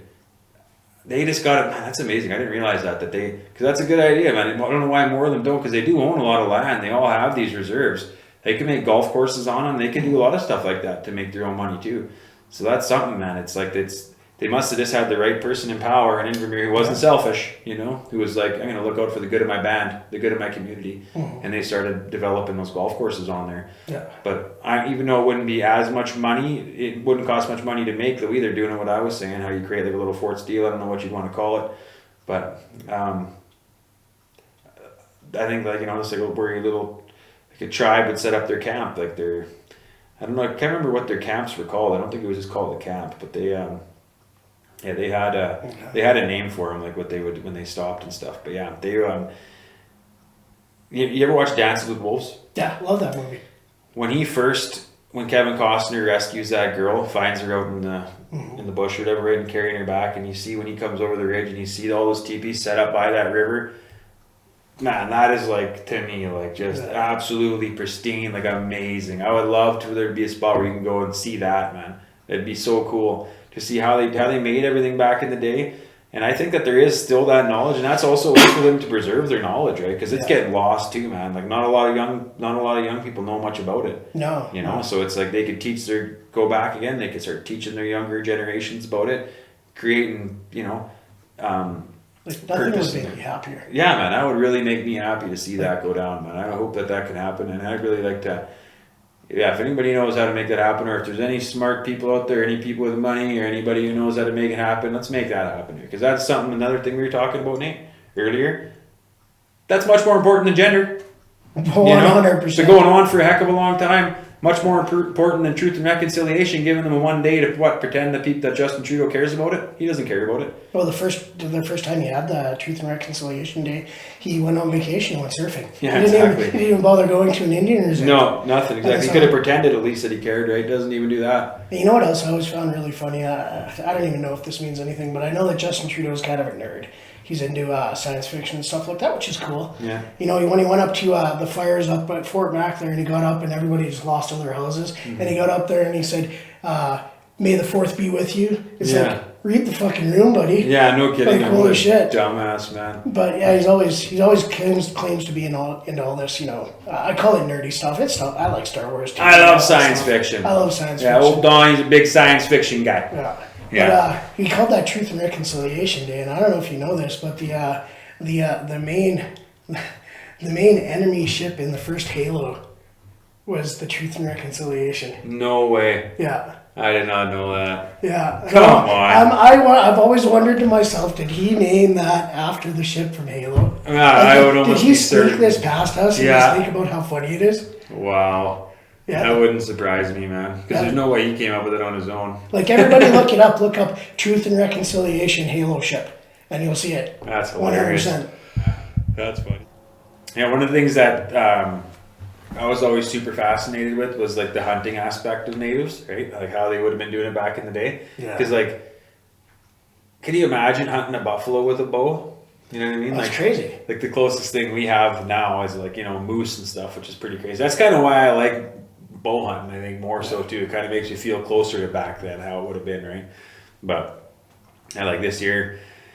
It's been pretty unproductive for me for hunting this year, unfortunately, because like this year I've been trying to do a lot of the filming for my channel and stuff too that I got going on, guys. Before the Storm Outdoors. Yeah, check it out. It's really good. Yeah, and so it's a learning curve though for hunting by yourself and filming everything and stuff too. So I've blown a few chances where I could have had animals trying to get the camera set up, and all of a sudden they see you and spook, right? Especially whitetail does, whitetail does, man.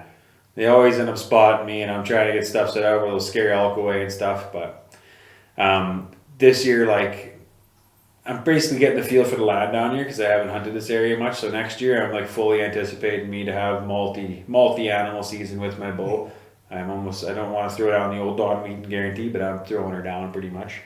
But yeah, I'm gonna go out. I got 2 days coming up here. I'm gonna go out. It's whitetail season right now for like the middle of the rut. It's November 10th today, so pretty much peak rut. I'm pretty excited to go out. I have a couple of spots where I know there's a couple of nice whitetails. I'm gonna bring out my boy one of these days, and this day's off here too.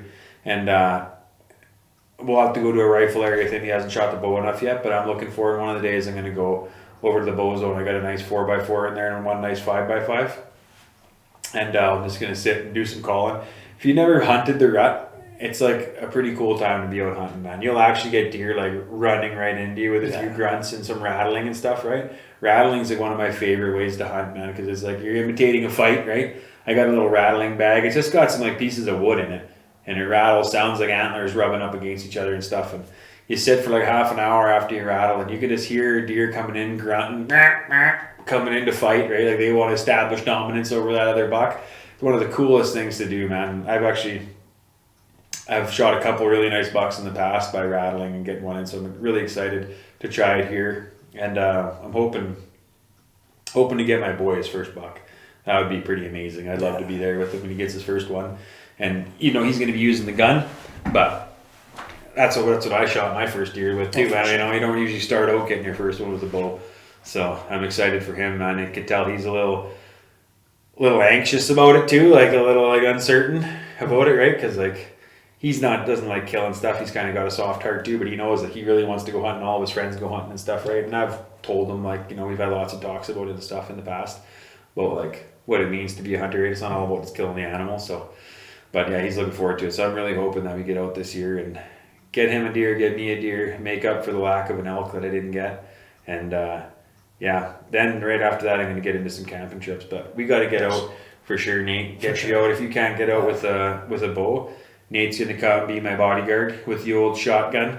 We'll go out in the bow zone or go out anywhere during, because we can hunt till November 30th up here with rifle, and then you actually have, which I didn't have in Alberta, which is a pretty cool aspect of living here. You can hunt from December 1st to the 20th, I believe, with a bow still for deer. So, but you can't carry a rifle. Like technically, I'm not supposed to be carrying a rifle with me, which is scary because I don't want to get.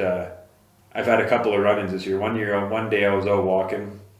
This year, basically pitch dark. I got a little clip of it on my YouTube channel there, but I was walking in this cut block, and right beside me, man, it couldn't have been more than 15, 20 yards away. Just hear a bear. I was like, whoa. I knew he was right there, man. It was like dark, right? Moonlight. All I could see was like moonlight. I didn't hear him run away, so I was like, jeepers. And I just had my bow with me. And so I had my bear spray out, knocked an arrow in my bow, and I'm just like walking. And I'm like, hey bear, trying to be like quiet because like they're out there, but I was pretty scared. I didn't want to scare away any animals I could have been possibly seeing, but also I didn't want to be getting eaten by a bear. Oh, 100%. So I was pretty worried there. Walked backwards for a while, facing the sound where it came from, right? Just waiting to see a shadow running at me out of the darkness. Yeah. Oh man, but he must have. I think what happened was when he smelled me like that, he ended up turning and running away. Yeah. Yeah, and probably went in the opposite direction. Right? Probably both scared each other, and he ended up taking off.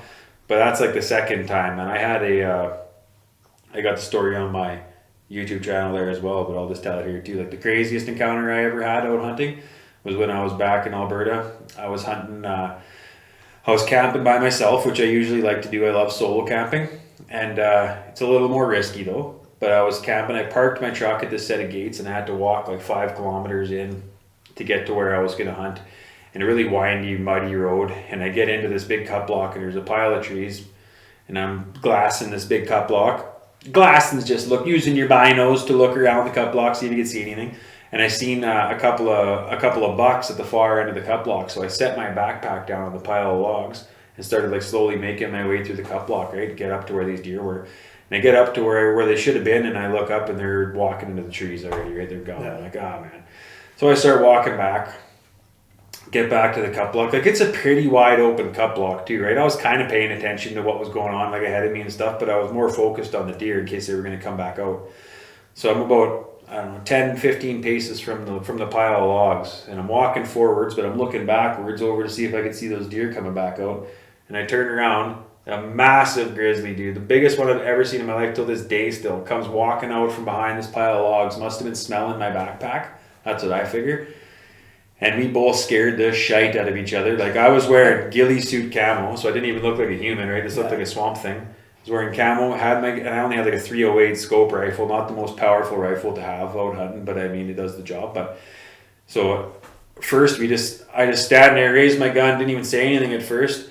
The bear stands up on its back 2 feet and starts pounding the ground in front, right in front of my face. Like, we're talking like 10 to 15 steps away from me, right? Scary. Like super, super close, man. And I like didn't say anything at first, just had my gun up like, oh shit. And then I was like, hey bear. And he like stood there, ran about 200 yards into the cut block, and then down towards this tree line.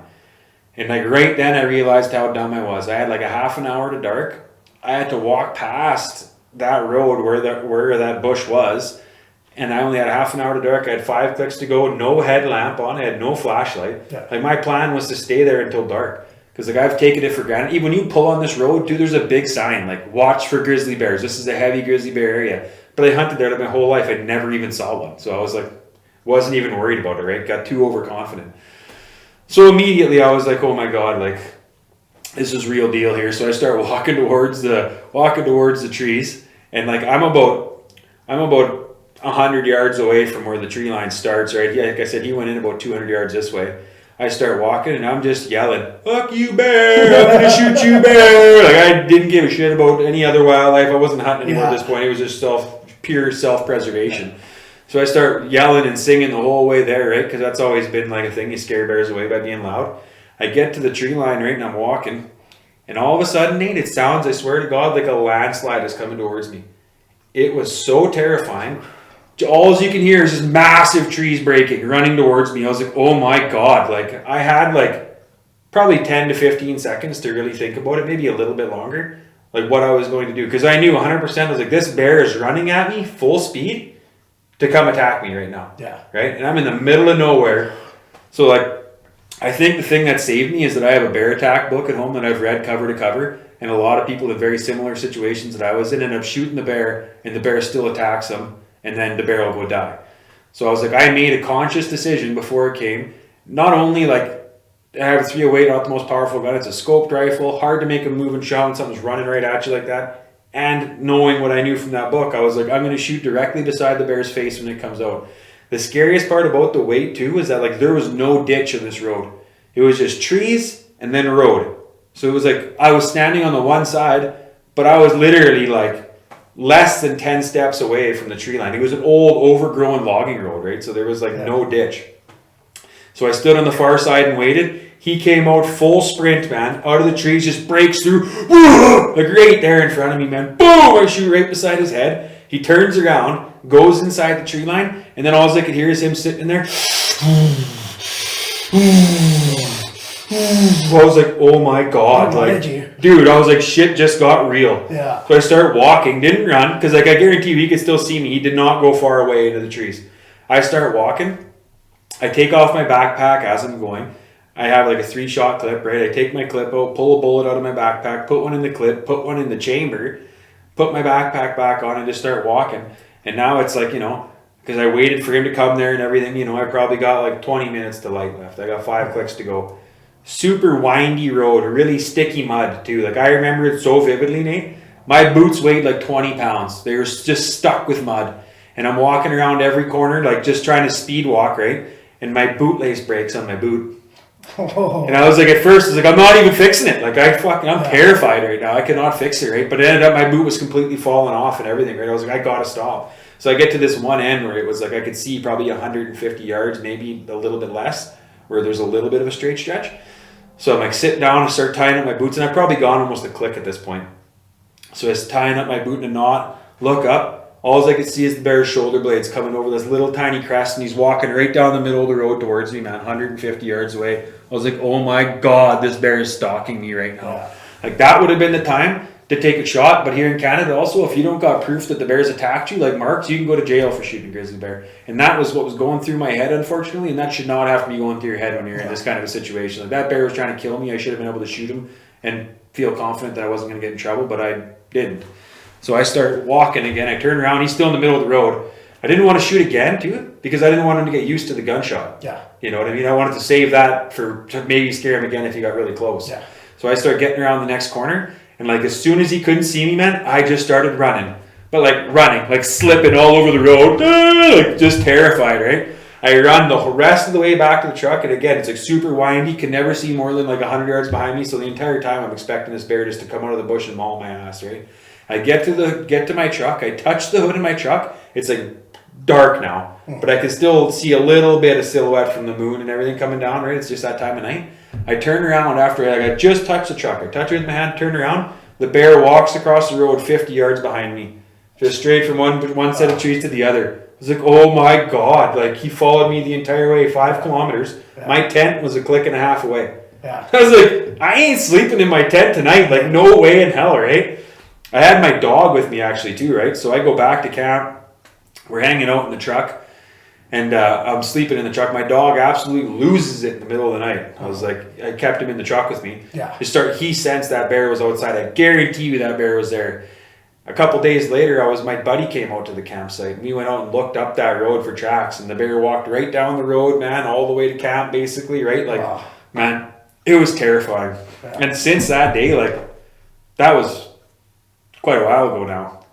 That is all I think about when I'm out in the bush now, man, is like how close. And like, if you've never seen a grizzly bear be aggressive towards you, and you've only ran into black bears and they've all ran away, or even if you've seen a grizzly and they've kind of took off, nothing, man, it'll stick with you for the rest of your time. Like that is a horrifying thing. And I was all by myself, right? This bear was an absolute giant, man. It was scary. When he ran away the first time and stood up against the trees, like, no shit, I'm not even over-exaggerating. He was a 9-foot bear. Yeah. Had to have been a 9-foot bear. He stood up by these spruce trees.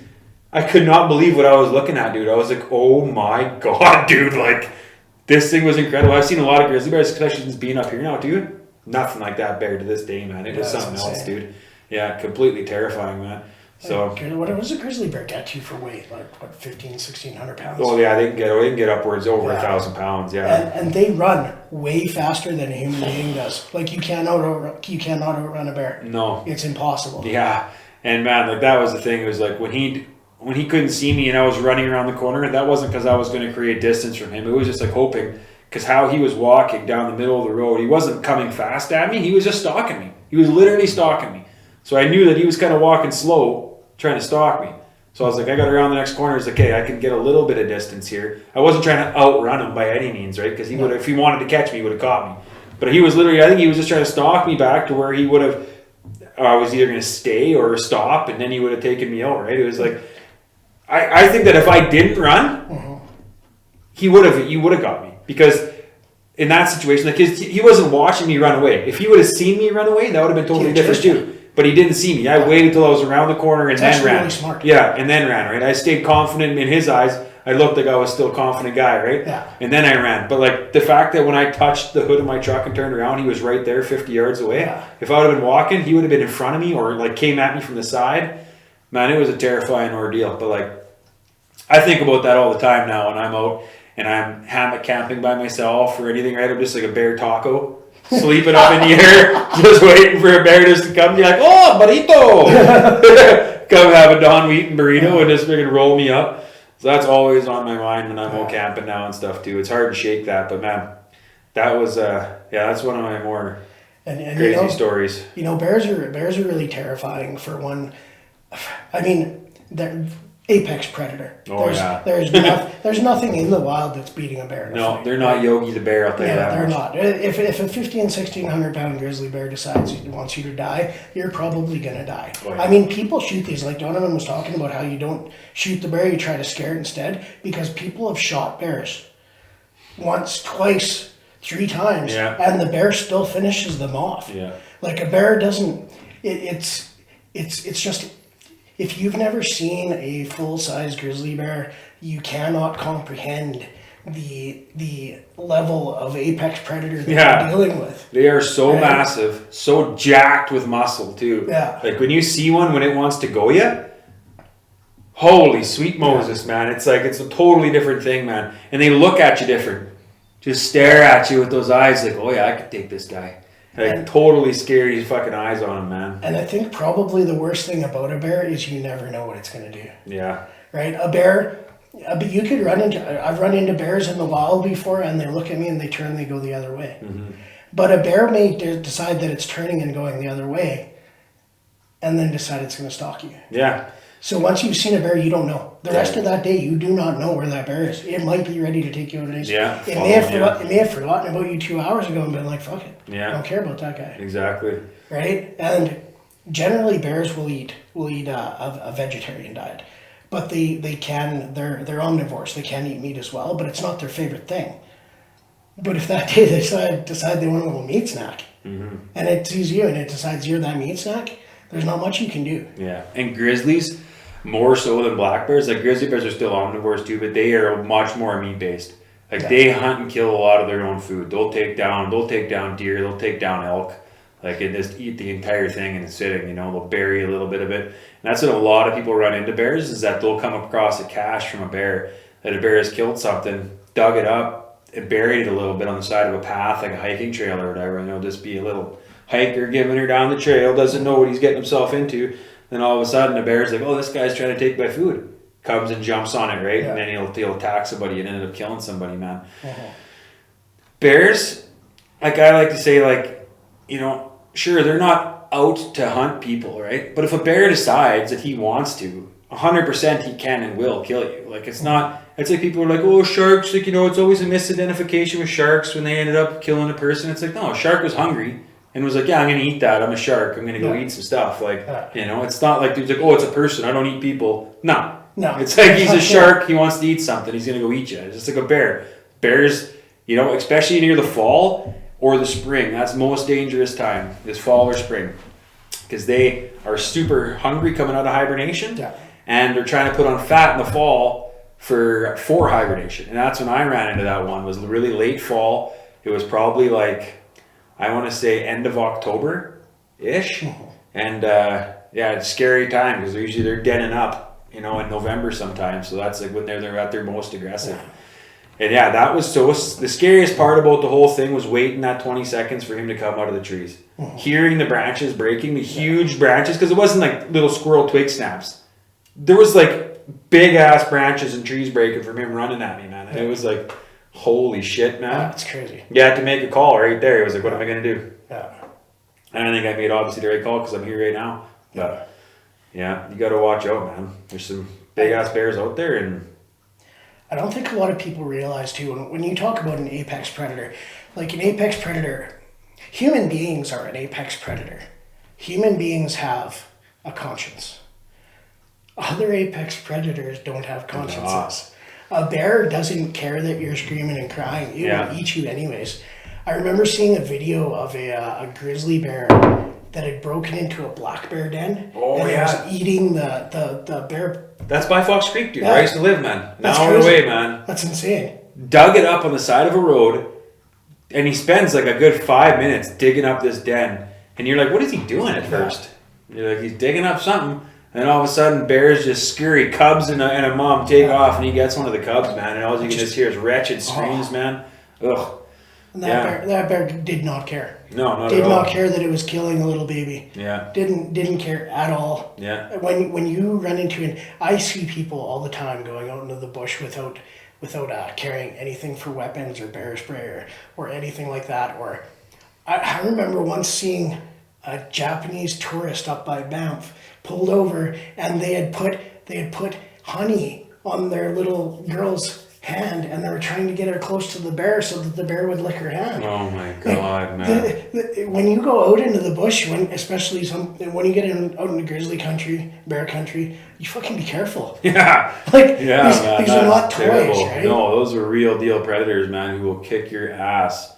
And yeah, you really got to be cautious, man. What I started doing afterwards, after I had that encounter, when I would go out, I liked sleeping in an area with lots of deadfall. It's kind of like a catch-22, because I went on a camping trip the other weekend, sleeping in a similar area. I had to pull up camp for the first time in my life because a crazy windstorm came up and widowmakers were following all around me. But one of the nice things about that is when you're in an area like that, you can hear something walking. They got to go around some stuff. They got to break some things, right? So you get a little bit of a heads up. But I would start making myself a little wall out of the deadfall. I got a saw, right? Yeah. Hanging out at camp for a few hours. I'll cut down a bunch of lengths, tie them up to the trees, and then or just lay them up against each other, right? Like a little stack them on top. So it's like I got a little bit of a wall all the way around my camp, kind of, so that if there is going to be a bear trying to come in the middle of the night, he's going to have to knock some sticks down, and I'm going to wake up in time to have at least a little bit of an opportunity to defend myself. Yeah. One of the scarier things I ever seen during this, actually, I don't even like talking about this one much, Nafy. Yeah. But I might have seen a Sasquatch. I don't know what it was, guys. It probably wasn't a Sasquatch, but whatever it was absolutely terrifying. My buddy Danny, we used to go camping in these unnamed lakes all the time. And we were camping at this unnamed lake, hiked in there, and we canoed into the lake, right? And we set up our hammocks. Got into a little bit of the booze. I was kind of sick, so I didn't drink, but my buddy Danny there had a few bevies in him, right? And he got a little shitty. Passed out in the hammock, and I was staying up because I have a hard time sleeping because of the bears. So I was like, I'm going to go do a perimeter check of the camp, right? Have my big powerful headlamp on, and I'm walking around looking over top of our little makeshift wall that we built, right? Looking. All of a sudden, there's a set of eyes staring back at me that made no sense about where they were. They were like, and I never even told Danny at the time, because I was, even to my best friend, I was like, I'm going to be getting made fun of. I don't even want to say anything, right? So I said, bear. I'm like, Danny, bear, bear. First I had to yell at him a few times. Then he like rolled out of his hammock half shitty, like, ugh, comes out with his gun, right? I had my gun already, and I never fired it yet. Yeah. Which was like, coming back to think about it, was like, he was probably wondering, like, why hasn't he fired off a round, right? Yeah. The eyes, like, never blinked, stared at me, and they were super tall. Yeah. Right? Like, so I don't, to this day, I'm like, what the fuck, man? But Danny comes up. As Danny was running up, the eyes just slowly turned away and faded away behind a tree. So Danny comes up and he's like, where is he? I was like, oh, he was right over there. And instead of firing right at him, right, he kind of fires off at a distance. And after he fired the first shot, I was like, Danny, stop. And he's like, what do you mean? I was like, what if it was a person? And he's like, what the fuck do you mean a person? We're in the middle of nowhere. If that was a person, it's a pretty weird dude, Don. You know, like, why would he be out here? I'm like, I don't know, man. I was like, it was just weird how he was looking, like how it looked. And I didn't want to say, like, it was a human figure kind of thing looking at me, dude. It was just like, but we were like literally in the middle of nowhere. And the eyes on it were really, really tall. So, and we were sleeping on the edge of a lake. So like our wall went to the shoreline and then nothing, right? There was nothing in the front of us. Yeah. So I was 100% expecting this thing to go down to the shoreline and come back up. And I spent all night like going down to the shoreline, like looking down the shoreline, waiting for it to come up, and it never did, right? So I'm like, okay, well, once daylight comes, I'm going to go check it out. What's up in there? I go out there in daylight. There were so many fallen trees back there.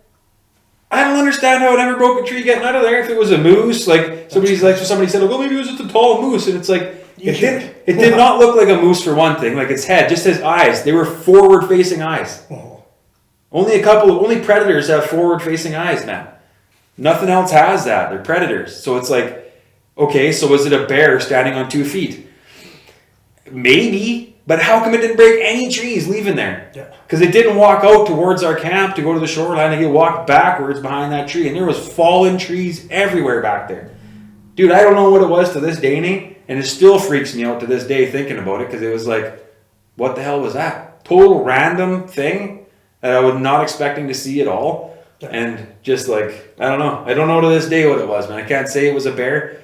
I don't want to say it was a Sasquatch because they sound ridiculous, but it was like, it was a really tall predator staring at me, and it was like not blinking, dude. Just like. And you know, we find new species or species that we thought would have been dead for generations all the time. Yeah. And if you were out camping in an area that you had to hike to, yeah, how many people actually make it back in there? Yeah, very few. And I mean, the Sasquatches they're kind of this weird thing because we all. People go, oh, Sasquatch, that person's crazy if they think they're Sasquatches. But, in all reality, there's been a lot of very, very respectable people who have claimed to see them. Yeah. And, I've never not seen one. Yeah. I mean, I've never been in a situation where, I can say that I've never seen anything myself that can make me say, no, they're not real. Yeah. Right? Yeah, I get what you're saying. And, and I've seen some things in the woods, too, that have defied logic. Yeah. And it's a big forest, man. It's a big forest. A lot, especially in Canada, man. There's a ton of like untouched wilderness out there. Yeah. And in all reality, if something like Bigfoot decided it didn't want to be seen. Yeah. It could definitely not want to be seen. It could definitely not. Here's a little point of fact. We know mountain lions exist, right? Mm-hmm. Mountain lions are a real thing. How many mountain lion skeletons have you come across in the forest? None. I've never come across one. I do a lot of bushwhacking, man. Yeah. I go in the middle of nowhere. I hike by myself, hike with groups of people. We go out through the forest. We have never come across one. There's not very many of them. How about bears? There's far more bears, too. Have you ever come across a bear skeleton?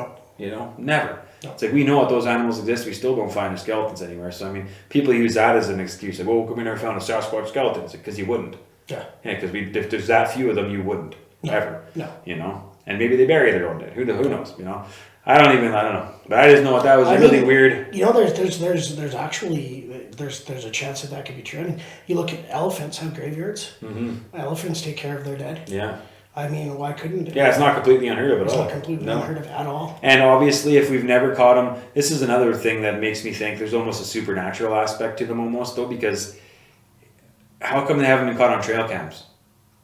Like, it's a weird thing. Yeah. There's so many trail cameras out there now. I'm huge into trail camming. It's like one of my favorite things to do. Go set up trail cameras, see what's on there, see all the cool different animals you get to find. It's really cool.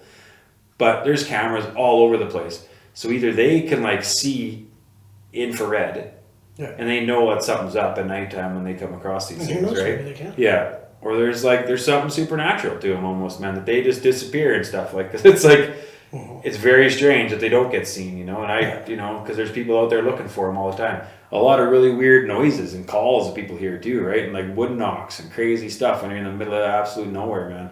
So I think there is some high strangeness going on that's connected to them. And there's a lot of why this is, but there's a lot of UFO sightings connected with Bigfoots too, where people will think that they've seen strange things in the sky shortly before or after they see a Bigfoot. But I mean, who knows about any of that? Because nobody's ever really got.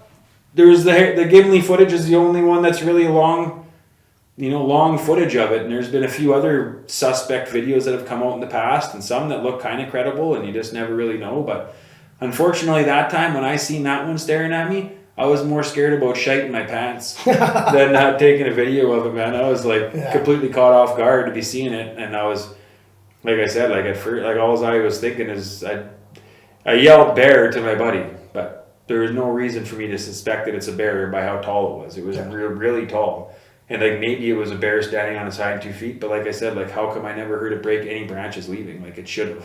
There should have been at least a branch break when it left, and it didn't break anything. Which is also, how did the Bigfoot? If it was a Sasquatch, how come it didn't break any branches? I don't know. I got no idea. But there's some weirdness going on, guys. Yeah. I mean, there's a lot of things that we don't understand, or have an answer for. Yeah. I mean, we see what's in front of us in our daily life. Hey, like this is what we could touch and look at. The stock market. It's like that's what's real in our eyes, right? But I think like we're spinning on a ball through space around the sun in a galaxy, in spinning around other galaxies in a universe. Yeah. You know what I mean? It's like we don't know what's going on, guys. We're just hoping. We got scientists that are like, oh yeah, the Big Bang, and we know we got it all figured out. Nah, man. There's alternate realities. They say like now there's different dimensions, right? There's like they say scientists believe that they know there's different dimensions. Maybe these things are some kind of an interdimensional thing, right? They just pop in all of a sudden. There's like a little gateway that they went through by accident, and they pop in and out, and we can see them for a bit, and then they're gone. It's like who really knows? I think there's a lot of speaking about sci-fi. How we were speaking about earlier about old Trudeau like it's sci-fi, but it could be something like that. Like there's a lot of stuff we don't know about. I think it's very unlikely that it's just an ape. yeah. Because if it's just an ape, we should have caught it on trail camera by now. I agree with that. I think that we would have seen. There's so many people hunting in remote areas. It just doesn't make sense unless it's like, Australopithecus or whatever. Like it's like a humanoid, very intelligent. Yeah. That's like got other Bigfoots are on watch all the time. Constantly see a person coming from 20 miles away. They're like, we got to go now. It's like they don't ever let it get close. Maybe. Wouldn't it be funny if it was just like some very, very intelligent being that every time a human being comes into its proximity, it's like, I want nothing to do with those guys. Yeah, those guys are crazy. Yeah. Look at all the shit they're doing. Yeah, no thanks. Wouldn't surprise me. If it was a smart animal, I wouldn't want to be around us, Yeah, I don't know. Little bit of weirdness for you, but yeah, I don't know. We live in a pretty crazy time, so who knows what's going on there, but yeah. And then, normally when I'm out hunting, I don't see anything like that. It's just those are the couple of real odd exceptions. I've spent thousands and thousands of hours out in the bush, and you really don't see much except for beautiful nature, beautiful skies at nighttime, sitting around watching nature's TV, the old campfire. One of my favorite things to do, man. Yeah. Sitting around, whether you're with your buddies or just by yourself, man. When I'm sitting at camp, man, I'll just sit there around the fire, looking up at the stars, wondering our place in the galaxy, wondering our place, it's where you do a lot of self, inner looking at yourself, wondering, what you could do better and stuff. It's almost like meditation for me, being out camping by myself or being out in, looking at a fire, just wondering. Being out in the woods, sitting around a campfire with some people that you know and you trust. I mean, and looking up and seeing the stars, and just when there's no city lights stopping you from seeing the stars. Yeah, it's amazing because it's not, when they call it the Milky Way. So many people that live in cities will never realize. You've never seen it, but when they call it the Milky Way, it literally, when there's no other lights, it looks like milk has been spilled across the sky. There are that many stars out there. It is insane. Yeah, and nothing feels so pure and simple as just that. Yeah. Being around a campfire. Yeah. In the middle of the woods. Yeah, for me, man, that's one of my peak moments when I'm out camping. It's like, out of all the fish we caught or the things that we talk about, it's like the sitting around the fire, the camaraderie of just like people. And even, like I said, even when you're by yourself, man, it's just like, there's just something about it.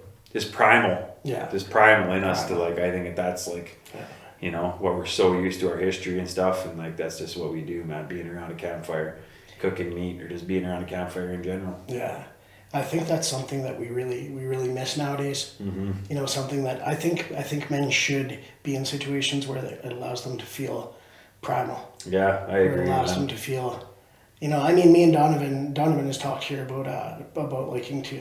The idea of living like the natives did, and I was going to mention earlier that I think probably me and Donovan both have our end dream is to literally live out in the woods, 100%. off grid. Yeah. would be the best thing in the world. I mean, for a man to live like that with no other things pulling at you, just your daily survival and so fulfilling. Yeah, that's a life of fulfillment. Right there. Yeah, which is what life of we should all be searching for. Yeah. Yeah, we should all be searching for fulfillment in our lives and not searching for the almighty buck. And unfortunately, though, to buy property, that's what you need. It's illegal to just go live in the forest, Yeah. It's completely ridiculous. Our government has so much control. And I kind of get it in one aspect because there's a bunch of dirty people out there who just be crapping everywhere, and it's like, who wouldn't just be leaving the garbage in a mess. It's like I understand it to a point, right? And we like to think that people would be better than that, but with the economy the way it is now in our area, if you actually go out in the woods, you'll see there are a lot of people living out in the woods right now, and they are dirty. Yeah, a lot of garbage, a lot of nasty garbage out there, and it's pretty gross, and it's hard. I used to pick up a lot of stuff, but now it's like you can't, man. If I'm out backpacking and stuff, like you'll find beer cans and just like that's like the minor stuff, but you'll find garbage bags full of stuff where you can see people have been camping at a spot for like weeks, and they have left or whatever, and it's just garbage everywhere, and it's super disappointing, man. Makes me just not really believe in the old fellow man so much anymore. Well, it's kind of hard to believe in the fellow man, especially with what we're at right now. But I think, when I look at the way society is going nowadays, I think that the average man is not really a man anymore. Yeah. I think the average man is a consumer and lazy and living a life of convenience. Convenience and Yeah. nothingness. Yeah. Yeah, I think that the convenience is killing us, man. 100%. Yeah, I'm anti-convenience. Like honestly, man, it's like. If it was like 20 kilometers for me to buy the nearest bag of chips, I'd fucking love it. Yeah, man. Right? Yeah, leave me there. Just for everything. It's like, why does everything need to be so convenient? I don't understand it. Right down, this is going to sound ridiculous, and I might have brought this up in the last podcast. I can't remember, but like the tapping of your debit card. Like it was too much to type in a few numbers and stuff. It's like all that stuff. It's like this. It's like so convenient. The ordering your groceries and getting them brought out to your car beforehand. It's like you can't even go. Never mind you not hunting. You can't even go into the store and pick out your own food anymore. Like, what are we doing here, guys? Everything is about convenience.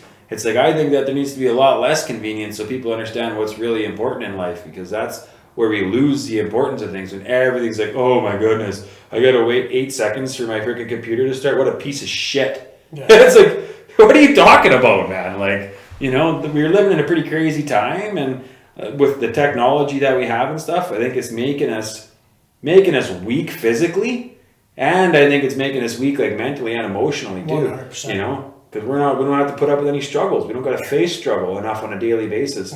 Back in the day, it was like you didn't go hunt, you didn't eat, you didn't persevere over stuff, you died. Yeah. There was no going over to a safe space when you were in your little tribe or in your like little clan. There was no safe spaces, man. It was like you need to either push forward or you die. And it's like that's, I feel like, is what's honestly in our bones as men, is to be like that kind of primal stuff. And there's a lot of femme people that aren't femme boys that are out there now that don't feel like that, right? Yeah. That are super, just everything needs to be convenient. They don't even know how to run. They don't know how to lift anything. Like they're kind of like pathetic versions of men.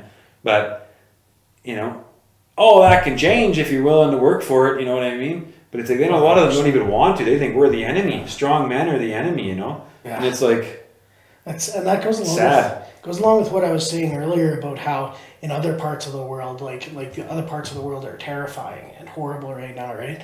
And we all believe that can never come here, right? But that is 100% not true. That can come here. It will. I think we're actually seeing a surge of that coming here now. Mm-hmm. I mean, we're seeing violence in ways we've never seen violence before in our city streets. We're seeing homelessness like we haven't seen before in our city streets here in Canada. Those of you in America might not realize you have a housing crisis there in America. We have a way worse housing crisis here in Canada. We live in a town of there's like 3,000 people here, and the average house here is $2,700 a month to rent. Yeah, that's if you can even get one. Yeah. People are renting it. That's if you're renting the whole house. There's people renting out rooms, a single room, for $2,000 a month. Not even the house, just a room. So, and that's sometimes you're driving an hour still just to be able to get to work with that. You're not even living in the town you want. And it's like, that's how bad the housing crisis is. And you want to go to live in like a city like Vancouver or something? You got to be a millionaire. I don't know how there's gas stations that are running there. Like, I don't know where these people are living. Yeah. Most of them are probably homeless. I don't understand it, because like you're literally talking like $5,000 to rent a tiny little shit box in Vancouver. Yeah, it's insane. Yeah, it's like the New York of Canada when you're talking about housing prices. So I think if you're looking at that there, like with us seeing that a lot of that here now, we're seeing a lot of street violence here, and the liberals want to make you believe that life is better now than it's ever been, and we're safer than we've ever been, but it's so wrong. Yeah, it's the complete opposite. Yeah. I think that we're in more danger right now of losing even more of our core values as Canadians too. Seeing this last couple of months, like with all this crazy like pro-Palestine stuff, is like really seen some shocking things here in Canada. Yeah. When they're showing the burn death to Canada flags and stuff, they're burning Canada flags in Toronto and all over the country. They're having big protests saying death to Canada. How come these people are getting kicked out of our country? Yeah. What is going on? If you're saying death to Canada, go back to where you came from, and we should be shipping these people back immediately. Like if you're burning, you come over here, you don't even have your visa, working visa or whatever they're doing. I don't know, but I just got to say, like, you come over here saying death to Canada when you're a newcomer, you need to be getting sent back to where you came from, man. I'm not cool with that 100%. at all, man. That's just toxic to everything about our country. And I don't even like using that word, but that's like, what else is it, man? It's like, it's horrible for our country, and to see it's pretty scary. And that kind of belief will just take hold because there's a bunch of radical people out there that'll catch on to that stuff or want to do that too, and thinking it's okay if nothing happens. If there's no repercussions for these people that are doing that, because none of these, they're just chanting or walking around saying death to Canada. Yeah. It's horrible, man. Well, let's make this absolutely clear too, for those of you who don't know. When they say from the river to the sea, they mean kill every Jew from the river to the sea in Israel. Yeah. They're talking about destroying all of them. Yeah. They're talking about killing a whole people. So, and it blows me away how many people don't realize that. Don't realize that's what that actually means. Yeah, pretty scary stuff, man. So, I mean, if you look at, that's what's going on in other parts of the world, murder, rape, everything like that. And we are sitting here and they want us to believe that we're safe. Even though there's empirical evidence, if you're willing to look, that we are not safe. But they want us to believe that we're safe. Yeah, trending in the opposite direction, man. The crime rate has gone through the roof in every aspect, basically. Car thefts and stuff. They're saying, in Canada too, it's so ridiculous here that we are not allowed to protect ourselves in our own homes. Yeah. You kill an intruder, you're going to jail. It's True completely story. Disgusting here. Yeah. And that's all from our liberal government and stuff too, man. They just think that we should one of the things they used to say was leave the keys by your front door. So when somebody breaks in, maybe they'll just take your car. Yeah, that's literally the advice they've given. It's absolutely pathetic, man. That's the pussification of the planet, man. That's what we're dealing with over here, especially in North America, man. I just remembered something when we're talking about bad advice. This goes back to so before I'm just going to mention this. Our local health minister here in BC during the heart of COVID actually gave advice that instead of having sexual relations with people that we face to face, that we should all visit glory holes. Yeah. You believe that? That was the safest alternative to keep us from getting COVID. Oh my God, man. Kind of a backwards world, eh? Like, Yeah. That's hilarious that they even got to say that. The best part. Sorry, still. He's got a little chest congestion, guys. Okay. The best part is I won't say her name, but we have this lady who works in our office that's a little on the older side, and she's a little on the conservative, not conservative, but liberal. eyes closed. Okay. Doesn't see how the world works really. Sheltered. She's sheltered. There you go. Yeah, that's the best way to say it. And I remember I was telling her about this. I was like, yeah, the health minister said that. I was telling the office about it that we should start using glory holes, and she goes, "What's a glory hole?" And I'm like, okay. I said, I really want to explain it to you, but you have to promise that you won't take me to HR when I do. Yeah. And she's like, oh, is it that bad? I'm like, yeah, it's pretty wild. And she's like, well, no, I won't say anything. Just tell me what it is. And I said, well, a glory hole is when you take your private parts and you put it at a hole in a wall, and someone on the other side does something to get you off. And she goes, so you mean to tell me that you will go and you will put your thing in this hole and some girl on the other side is going to do something to it? And I'm like, you got no idea whether it's a boy or a girl. You don't know who it is at all. Fingers crossed, hoping for the best. Pretty crazy. Oh my God. Pretty wild. Pretty wild, no shit. Wow. Oh yeah, that was the best. That is hilarious, Yeah. Yeah. But I mean, these are the people that are giving us advice and I know, dude. listening to them. Yeah, people are listening to these. That's incredible, man.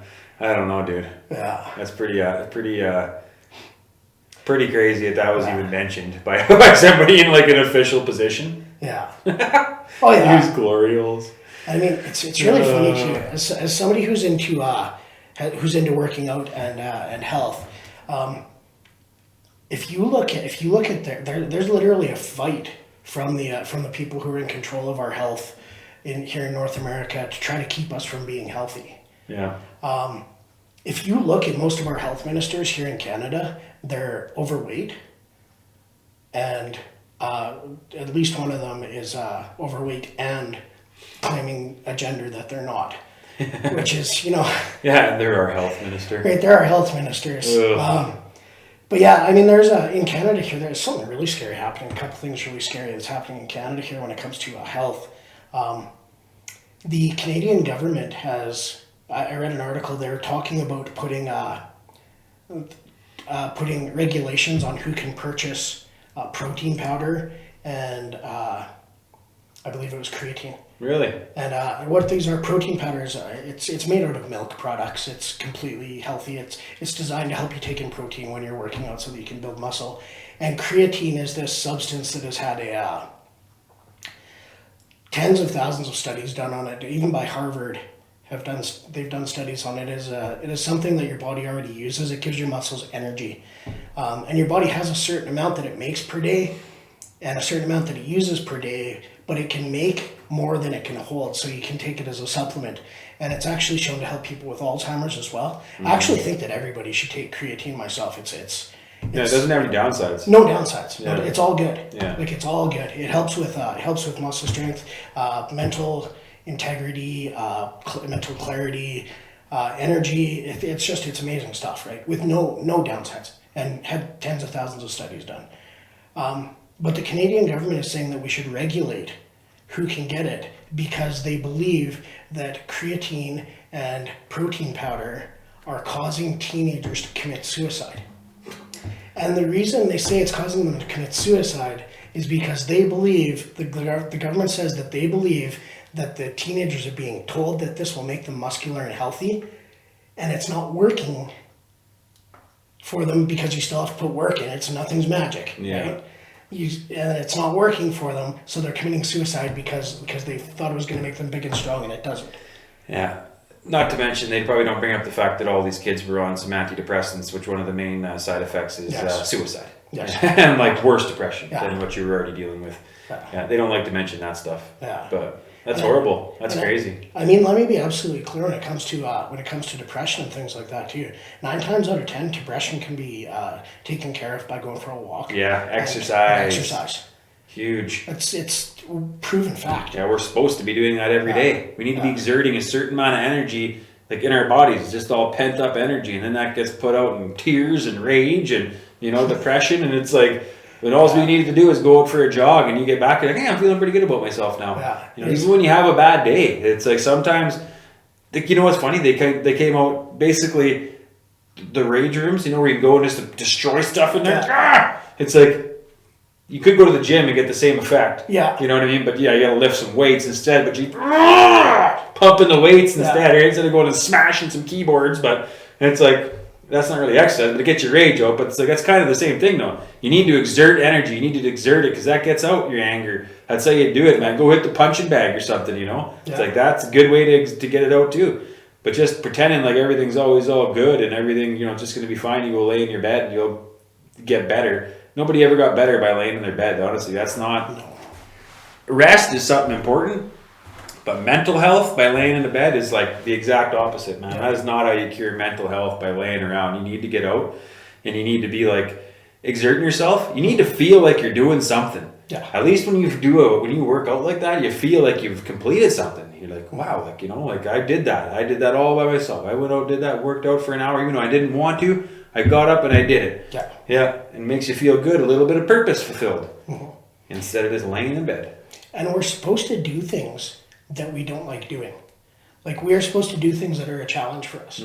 If you have no challenge in your life, you have no life. Yeah. I mean, a perfect life of rest and relaxation will make you depressed faster than anything else. That's right. Right? Yeah, it has to be some struggle there, man. It has to be daily, whether it be. And like old JP says, man, starts with the little things, man. Yeah. Do you do things you don't want to do? And that's how you end up feeling better about yourself. You clean your room when you don't want to. You know, you go home and you do the dishes. Yeah. You go for a workout. Because when your life is in squalor, your mental state's in squalor too. So if you walk home and there's crap all over your floor, dishes everywhere, your room's a mess, you got no laundry, you know, you didn't do anything, you stink. It's like, why aren't I happy? Well, I just named quite a few reasons why, you know what I mean? Your whole life is a mess. So then you're a mess mentally too. Yeah. You really got to be like putting that work in physically to make your mental state better. And it's hilarious. Not hilarious, it's sad, but they don't even talk about exercise as a possible benefit to mental health. Yeah. It's not even brought up. It's the biggest one. It's like the biggest indicator, man, like that can really help people. Everybody who's exercised, who's been sad, who's been depressed, says the exact same thing. Man, exercise has pulled me out of a dark place. It's like, but people who don't do that, they got no idea. Yeah, they're just like, no, I need more pills is what's the only thing to fix it because I got an imbalance. It's like, no, your imbalance is you're not doing anything. Like, that's how you feel better about yourself, man. You got to get out there and you got to do it. Yeah. Because doing hard things makes you feel better. You want to know a little sidebar about what we like to call like secondary fun? It's like how on all my trips that I go do, they're extremely hard, most of them. You know, they're not the whole time you're just laying down on the beach enjoying yourself. A lot of the time I'm hiking into some pretty crazy terrain, hiking over shit to go into lakes that are unnamed, hiking into some scary spots, man. You know, when you're by yourself, you're really exerting a lot of pressure. You get in there, you got to cut out a campsite out of the middle of the forest, hang your stuff up. It's a lot of work. But those are things that I talk about with my friends when we go out for years afterwards. Like, man, remember that trip we went on? Remember how crazy hard that trip was to get in there? That was insane. Can you believe we did that? Instead, you go and ride a roller coaster for 5 minutes, and that's like, you know, fun that lasts for 10 seconds, and you don't think about it ever again. Yeah. It's like this, doing secondary fun, man, that's like what life's all about, the hard things. And that's like working out, man. It's like, remember I did that crazy workout that day, you know, and that's going to stick with you. Or like if you kept doing it, you keep it up. That sticks with you. It changes it could change your whole life. It will change your whole life. I'll give you an interesting statistic. If you work out 4 days a week, 1 hour a day, within 1 year, you will be in the top 1% of the population health-wise. Yeah, that's nuts, eh? Like, that's wild. You know, camera was overheating worse than Democrats' mind here November 5th. It was overheating. Yeah. The old election, Nafy? The old election, yeah. We wanted to touch on the election a little bit. We're getting pretty long here. We hit a couple other subjects we weren't planning on hitting today. Yeah. And so we wanted to touch the election because that just happened though.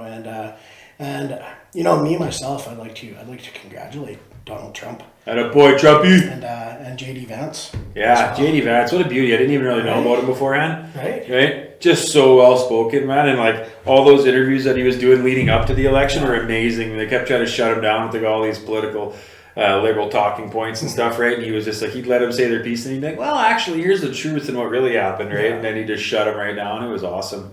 And like literally, like you listen to him and he's such a nice guy. Yeah, he is, man. Right? And he obviously cares so much for the people that he's being put in charge of. I mean, I could really, you know, I think probably one of the best things that's going to come out of this election for us in the future is going to be JD Vance. Yeah. Because Trump can't stay in, he's getting older. He can't stay in power forever, right? Yeah. I think you're going to see JD Vance really take that position. I hope so, man. Somewhere in the future. Yeah. Him and Vivek too, man. Yeah. That Vivek Ramaswamy, or how do you say his last name there, you know? He's really good too, man. Like, yeah, really good. Like, talks so well too, man. And he's just got same kind of thing, man. He's super well spoken. And that's what we're going to need, man. Strong people like that to like really talk back about this, fight back against it. For sure. And have you seen that? Have you seen Hillbilly Elegy? No, I've heard it. That was his. That's his life story. Yeah. If you get a chance to check it out, it's on Netflix. I mean, JD Vance, he grew up and dirt poor, right? And I believe his mother was a drug addict if I'm not mistaken. Yeah, she was. Yeah. I did see it, but it was quite a ways back. I didn't know it was his story until recently. When Patricia asked me, she's like, "Why do they keep saying Trump and the hillbilly?" And I'm like, "I don't know." So I looked it up, and it turns out they're calling him that because of the movie Hillbilly Elegy, because it's about his life story. I mean, he came through some tough times. Yeah, pretty crazy too, man. Where he is now, man, and he's so well spoken for his upbringing, man. Like, having to go through all that when you're a kid, and incredible, man. Incredible backstory. And I mean, just my hope for our future with this campaign, my hope for our future with how it's come out and seeing a lot of the people that have been involved in this campaign, and a lot of the turnaround in the outlook of people throughout the world. I think a lot of people who used to, I heard this quote once and it really hit me. It was a comedian. I think I can't remember. He was an older comedian. I can't remember his name, but anyways, his quote was, "If you don't vote liberal when you're younger, then you have no heart. And if you don't vote conservative when you're older, then you have no brain." Yeah, it might have been George Carlin. It was. Yeah. That's who it was, George Carlin. Yes. And that really, when we're young, we like to believe that things are going to be unicorns and rainbows and everybody's going to live happy and things are just going to fall into place. And we like the idea of that happening. When you get older, you realize that can't happen. And that things have to be worked towards and things have to be earned. And you have to fight for what you get, right? And that's really what that quote is. When we get older, we realize we can't just give away the farm because it has to stay a farm. Yeah, exactly. You got to work at it. Right, you got to work at it. So I'm really excited about the people that I've seen involved in this campaign, in that it really shows, how Trump has come around and how the world is coming around. I mean, for somebody, we were talking earlier about Joe Rogan, for somebody like Joe Rogan to even be involved in a discussion about politics like this, 10 years ago would have been crazy, and he would have been on the other side. Yeah, let alone actually going to endorse Trump like he did a couple days before the election, right? He actually endorsed Trump and stuff, and quite the change. Excuse me. And then, to see somebody like Dana White involved, I got a lot of respect for Dana White. Oh, me too, man. Yeah, Dana White, he doesn't pull any punches, he loves, he says what's on his mind all the time, man, and I think that's an important thing about him. Yeah, he's not afraid to stick up for Trump too, and like Trump, he's got a pretty cool story about how back in the day when UFC was first starting to get off the ground, they got pulled off a cable, they couldn't find fights anywhere, it was illegal, right? And then he would let him do it at one of his casinos. Yeah, one of his resorts. Yeah. Trump would let him do the first like 5 or 6 cards there after they took over, right? So until it started getting popular again. So that's pretty cool. He's got that history with him, and he's never forgot it, and he's stayed loyal, right? That's one of the things about Dana. He's very loyal. Yeah. And I think Dana White. Another thing that Dana White is somebody who really, really respects people who work hard. Yeah. People who work for what they get. And I don't know if you saw the speech when he gave the speech. I mean, for Dana White to be called up and give a speech when Trump is declaring that he's the president, is what? And for him to get up there, and I believe he called Trump the hardest working person he knew. Yeah. And for Dana White to say that means something, because Dana White doesn't say nice things unless you earn them. That's right. Yeah, he ain't one just to pump a person up for nothing. Yeah, he's his word means something. Yeah, I could tell that he has a lot of respect for Trump, man. Yeah, it means something. Trump's got so many great people behind him this time. One thing that we were kind of talking about here before was just like how it shows the difference between in 2016 when Trump won the election to now. Is that like before he didn't really know what he was getting himself into, and once he won the election, it was kind of like, holy shit, I'm the president. Now I got to figure out what to do from here. He had a bunch of advisors that were lifelong politicians and stuff that he was going to try and rely on to tell him the truth about stuff. And they ended up telling him a lot of falsehoods and a lot of lies and stuff. So he had to filter through a whole bunch of people. That's kind of what you remember seeing when he first started becoming into office there. He would have people in, then people get booted from his cabinet basically, right? And everybody was like, oh, look, he can't keep anybody in there. It's like, no, because they were all feeding him shit. And he could smell that and knew it. So he was like not afraid to get rid of people. This time though, he's like, I'm not going with you guys. He's like, I got Elon Musk, and Bobby Kennedy was a lifelong Democrat too, just like Elon Musk was too, only up till a couple of years ago. You know, like, and Bobby Kennedy was like, just really recently, he was like, I cannot deal with this anymore. Like, left the Democratic Party to be part of Trump's team. His whole family has ostracized him and stuff. But he cares strictly like about health, mental health, about environmental health, like our bodies, about being healthy with all the food and stuff, all the chemicals we have in our food, from taking fluoride out of the water. He's like super pro health, which is a wicked thing to have. And then you got Elon, who's like, they're making him a government efficiency spot, right? To make it more efficient. He's like, I was watching him on Rogan. He's like, if there's one thing I can do, I'm really good at efficiency, really good at making things efficient. Yeah. So like, and I could totally see him being amazing at that, right? I was watching the thing, Charlie Kirk, dude. It's part of their education program. No way. Yeah, dude. He's going down to Mar-a-Lago. He said this week to sit down and have discussions about him. He said they're going to take out all the DEI crap out of schools. They're going to take out all the trans stuff out of schools. Yeah. That's good. And I heard Trump say in the speech that they're going to be like, if teachers are even talking about that anymore in school, that there's going to be repercussions and stuff, and like there's not going to be none of this holding back information from the parents and all that stuff. They're taking all that out of schools, man, which is absolutely amazing, man. He's got such a good crew of people behind him now that I think that this is going to be one of the most amazing times for change. Yeah. Like, and I want it to be in Canada. Unfortunately, it's in the States, but I think it's coming here. It's really cool to see, and I really hope it happens, because I think that does show, like Nate was saying, the change in the world, that people are waking up to the nonsense, and I hope that Canada does too here, wakes up to this nonsense. And when Pierre is getting to vote, we have a big, because we're opposites here. We need like conservatives are the blue here. You know, it's like, and liberals are red. Yeah. So it's like, we need a blue wave here. We need to get Pierre in power, because he's a no nonsense kind of guy. He's not as hardcore as Trump is about it, but he is pretty smart, and he's like, and I feel like he's the most honest guy that we have running, you know. Yeah. And I think that that's our best chance of getting it. And we just need people in general to understand, like, do what they did in the States. You go look at the map of the people that voted for Trump. It's crazy, man. It was a landslide. An absolute landslide. He dominated the election. Yeah. They won the House. They got the Senate, I believe, too. They got the Senate. I think they're still working on the House. Working on the House. The possibility they might win the House too. That would be like best of all worlds. Yeah. Then they'd actually be able to push a lot of this stuff through with very little pushback from the Democrats, right? And that is like a dream come true, to get some of this crap back, going back to more realistic and as logical way of living life, man. And all this crazy nonsense about the trans stuff and all that's going to be taking a back seat. We're going to be focusing on real goals and like real things that need to change in this world. And I feel like it's really, you know, in reality, like, I believe it's a return to morality. Yeah, morality. I feel like we are really coming around to where people are realizing that what was being pushed on it was immoral. Yeah. And that allowing our children to be taught these things is immoral. It is totally immoral, right? Man. I'm 100% with that. Actually, it's funny. I just watched a video of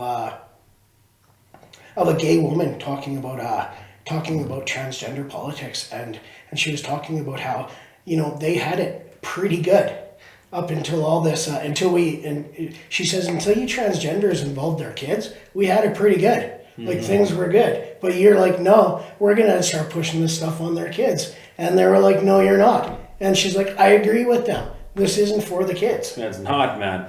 I think that those people are predators, man. Like, why are you talking about sex things to children? Like, we're talking young kids here, man. We're not talking high school kids. And even in, like I said, if somebody like later on in life, if that's what they want to do, whatever. Yeah. But you ain't changing definitions and all this crap going to make it the whole focal point of the entire world. You're out in public, you're dressed like a freak, people are allowed to have their own opinions about you, man. Yeah. You know, you're not allowed, if you're a dude, clearly a dude, and you're going to go freak out because somebody called you a dude when you're dressed like a woman, you're in public. People are allowed to have their own opinion. You're dressed like a dude, you look weird, you're probably a weirdo, you know? People are going to say, hey man, you're weird. Why are you dressed like that? Or why are you doing that? Yeah. That's completely fine. You want to dress like that in your own house? Do it in your own house too. And then nobody will be able to say nothing to you. Yeah. You know, but if you're expecting the entire world to change the way that they're going to look at something, they're supposed to know that you're a woman and actually call you a biological woman, you've lost your mind. Like, you're completely crazy. And I'm glad that everybody's waking up to that, because that's where what really pushed me over the edge here in Canada too, is like, that's started to get pushed on our kids. They were having assemblies about it once a month in schools, talking about transgender, and it was like, Like that was the only thing that mattered in life. Forget teaching them ABCs and all the math and the writing. It's like the only thing that matters is trans stuff. And like they're trying to indoctrinate the kids on it. And I'm sick of it. And I'm super happy to hear that in the States there's a pushback on that. And I hope it starts happening here more too, because our school system's a complete joke. I'm really happy to hear that Charlie Kirk's getting involved down there, because he's actually, I love most of his points when he goes to these colleges, man. He's spot on for a lot of it, dude, you know. And I think we kind of have to go back towards more faith, not like the school doesn't have to be faith-based, but like you said about morality, a lot of stuff in the Bible, like almost, I'd say, I'd go on as far and say there's nothing in the Bible that if you go do, it's going to make your life worse. You know, you go do the stuff that life tells you, the Bible tells you to do, your life will get better. You know, it has a lot of stuff to do with morality. The whole Bible does. It's like how to be a better person, how to be a more moral person, and it makes your life better. And if you go do those things, you're going to feel better about yourself. Community's going to feel better. Everybody's going to thrive. But in school system, you're not going to have so much crazy nonsense, diversity, all this craziness that separates everybody. There's so much division. Everybody needs to unite more, and I think that's like one good way of doing it. The problem is there's so many different cultures and stuff here, right? So it's like not everybody wants to do it Christian based or Catholic or Muslim or whatever. The basis though of most of these religions is like on morality. You know, I don't think that there's any, even though transgenderism has almost turned itself into its own religion, it seems like it's like a crazy nonsensical thing. I don't even understand it, but it's like most religions, they preach morality. Like that's one of the things about it. You know, there is some crazy like Islamist extremists and stuff like that, and I'm sure there is on the Christian side too, like back in the day and stuff. You know, maybe there still is, but at the heart of most religions, it's about morality. And I think people need to get back to that, about treating people correctly. You know, there's only two genders. We're not talking about like, you know, hating on people all the time. But people need to realize that when you're going out in public, it doesn't need to be just about you and your gender everywhere you go. You know what's crazy? And I feel bad for gay people too. We may have talked about this in the past, but how they got thrown in with the trans stuff. Yeah. You know, you go to these gay pride parades. What in the hell is going on? They're walking around dudes on leashes. They got kids there. Dudes are on all fours with leashes and whips and shit. And it's like, this is something we're supposed to be proud of? Like, keep that stuff in your room. We don't need to be out showing our children that stuff. Like, that's something too that could be completely left. You want to be gay pride and hold hands and go down the street wearing fully clothed? Whatever. When you're talking about doing all that crazy stuff, wearing these crazy costumes and your ass hanging out and walking dudes with their freaking gag ball in their mouth, walking on all fours, and you're walking them on a leash, we're supposed to respect that? No. Show respect to you on the streets for doing that? No. We don't do that, you know, like normal people. That's what I'm going to say. Normal people, you know, will go about their day. If they have any weird little freaky little habits, they're going to keep that to their bedrooms, you know, keep that to the confines of their own house. They're not going to go out and expect the entire world to be okay with it and understand that I should be able to do this wherever I want. No, there's public and then there's private. Yeah. Those are two completely separate things, man. And when you go out in public, you bet your ass you're going to be judged by being out in public. There's a million sets of eyes, and not everybody needs to think like you, nor should they. So, you know, it's kind of funny too, because when you said normal people, right?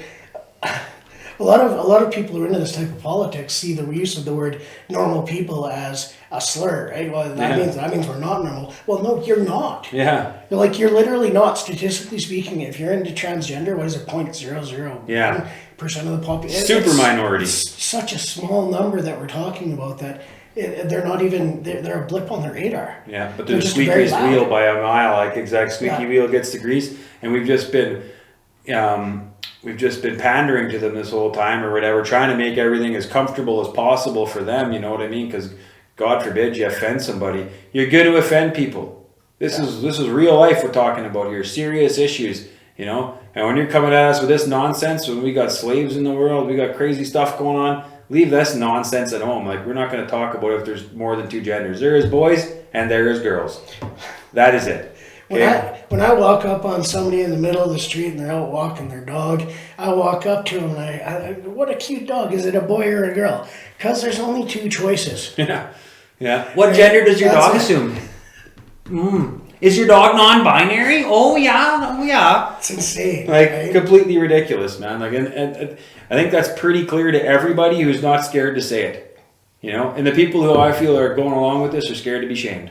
Yeah. You know, and that is a shame. That people are that scared to be shamed, man. It is what it is. People need to grow up, grow a set of balls, and stand up against this stuff before it wipes us out. And that's why I'm glad to see that over on our American partners there, down to the south, they're standing up against this nonsense, man. I just hope it bleeds over to Canada here too, because he's got a lot of good things coming, man. I feel like this presidency is going to be one of the first times ever that you actually see a real change coming in the country. 100%. Yeah, where it's going back to more morality, like you said. And I feel like it's going to be a fundamental change. Yeah. One thing I'm super stoked on that we haven't touched on yet is, I don't know if you heard this, but Elon Musk was giving an interview, and he said that when Donald Trump gets into power, they are releasing the Epstein list. Yeah, that's so cool, we're man. finally gonna know. I sure hope so, man. I sure hope so, man. That'd be great to see that happen, man. Yeah. Another thing that they said, he said he's going to release the JFK files. Yeah. But he said that the reason why they wouldn't before was because they could have, there might have been some people involved that are still alive. Yeah. But by that he means like government people. That's why Yeah. they're still keeping it classified, right? He didn't say that part, but that's what he meant. So it would be cool though to see if they release those too. And because you think after being assassinated, that they're trying to attempted assassination, 2 of them, that he'd be like, yeah, we need to get this out. Yeah. You know what I mean? Because that's could be the same people, Yeah. you know, farther down the line, but some different people behind it, but similar strategy that wanted to take him out. So I really hope we get to see that. And I'm just really excited to see what Elon does, because he said that they were gonna strip away a ton of government jobs. Yeah. You know, not that government, and he said that they're gonna give them a good pension, and that they're gonna, you know, give them like 2 years' wages so they can go work together. They're not gonna bankrupt people, but they're gonna trim the fat of the government, man. And that's the government bureaucracy is so thick everywhere. And here in Canada, it's completely insane, man. How many government branches and bureaucracy and rules you have to follow for the stinking government. Everything you gotta, oh man, it's disgusting. The power that they have over everything, man. From environmental to housing to everything. It's like there's so many regulations. And that's what Elon was talking about. He said it took him longer to get the paperwork to launch the rocket for SpaceX than it did for them to build the rocket. Isn't that wild? Like, that is incredible, man. And he said it got to the point where they had to, they have to placate him in some manner. So it's like most of them is environmental impact studies. That's where most of it goes down to. And he's like, I'm all for pro-environment. He created electric cars. Like the one, not created, but I mean, he's the biggest electric car manufacturer, you know, and been the most vocal about them. He's clearly likes the environment, guys. He's not doing anything to make it bad for the environment. He's trying to be as safe as possible, but they make it impossible almost to do it. Like, and then another funny thing that he had mentioned before was that for DEI hiring, was that he they brought him to court saying that he didn't hire asylum seekers. But he's at the same time, it's illegal to hire asylum seekers because you need to be a permanent resident of the United States so you don't take the rocket technology back to your own country, right? Because they could be like wanting to launch rockets at the U.S., which makes complete sense in that state. Sure. But then just because they're so woke, they're trying to, like, they've been coming after Musk so hard.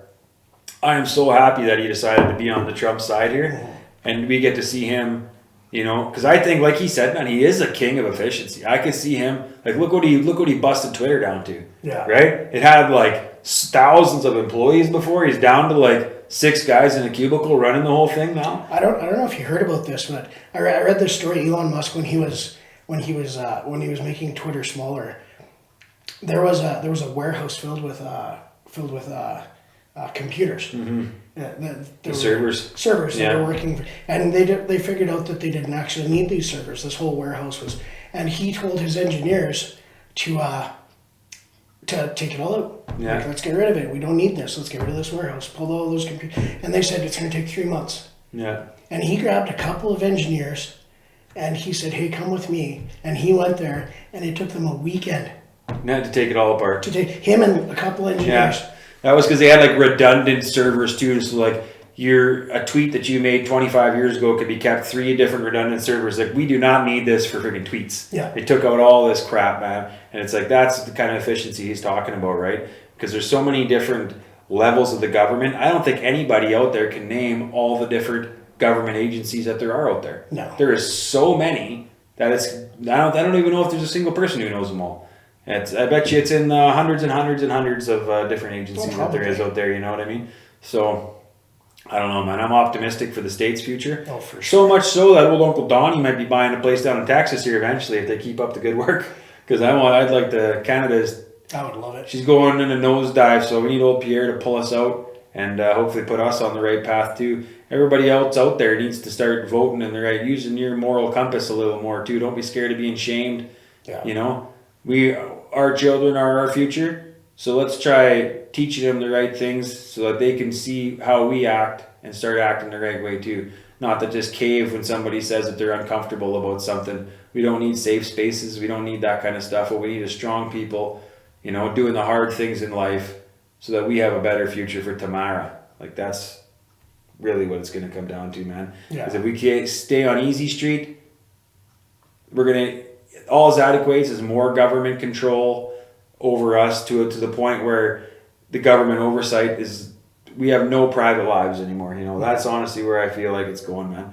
That's like the foundational, I think, difference. We kind of mentioned this earlier too, but between conservatives and liberalism. It's like liberalism wants everything handed to them and everything easier. Conservatives want government out of their lives, less government, so they can do stuff on their own and prosper. You know, and prosper on their own. They don't need government handouts. They don't need all this stuff. They don't need all these extra payments and all this crap for the government to get involved in. That's the opposite of what we're looking for. We want to trim the fat. And you know, let me be absolutely clear about this. When liberals talk about everybody being equal, when you get into socialism and communism, and they talk about everything being equal, let's say the average citizen is here, and you're lower class, not lower class, but you're less financially set. Yeah, lower citizen income is here, and your rich people are up here. Socialism and communism don't want to bring everybody up to here, or even up to here. They want to bring everybody down to here. Mm-hmm. That's where you get to be equal. Yeah. Except for the people who are very high up. That's in right. power. So those ideals don't get you anything but a base level of existence. Yeah, more suffering for everybody. Yeah. Instead of some people prospering and some people suffering based on the merit and how hard you work. Yeah. And that's really what life needs to be about. How hard you work and the government not taking everything that you work for in taxes. Because that's what I'd like to see here. I want us to be able to work our asses off, work really hard, get taxed less if you work harder, you know, like on overtime and stuff we were talking about earlier. That would be amazing. That would really help our economy, I think, in general. Help us find people to work, because we struggle to find workers, man. Not just our industry here, but like countrywide. You talk to anybody, ask them what one of their biggest problems is in the company, they're going to say finding workers. Because it is impossible to find workers, man. Yeah. And the people that do come, they got no skills.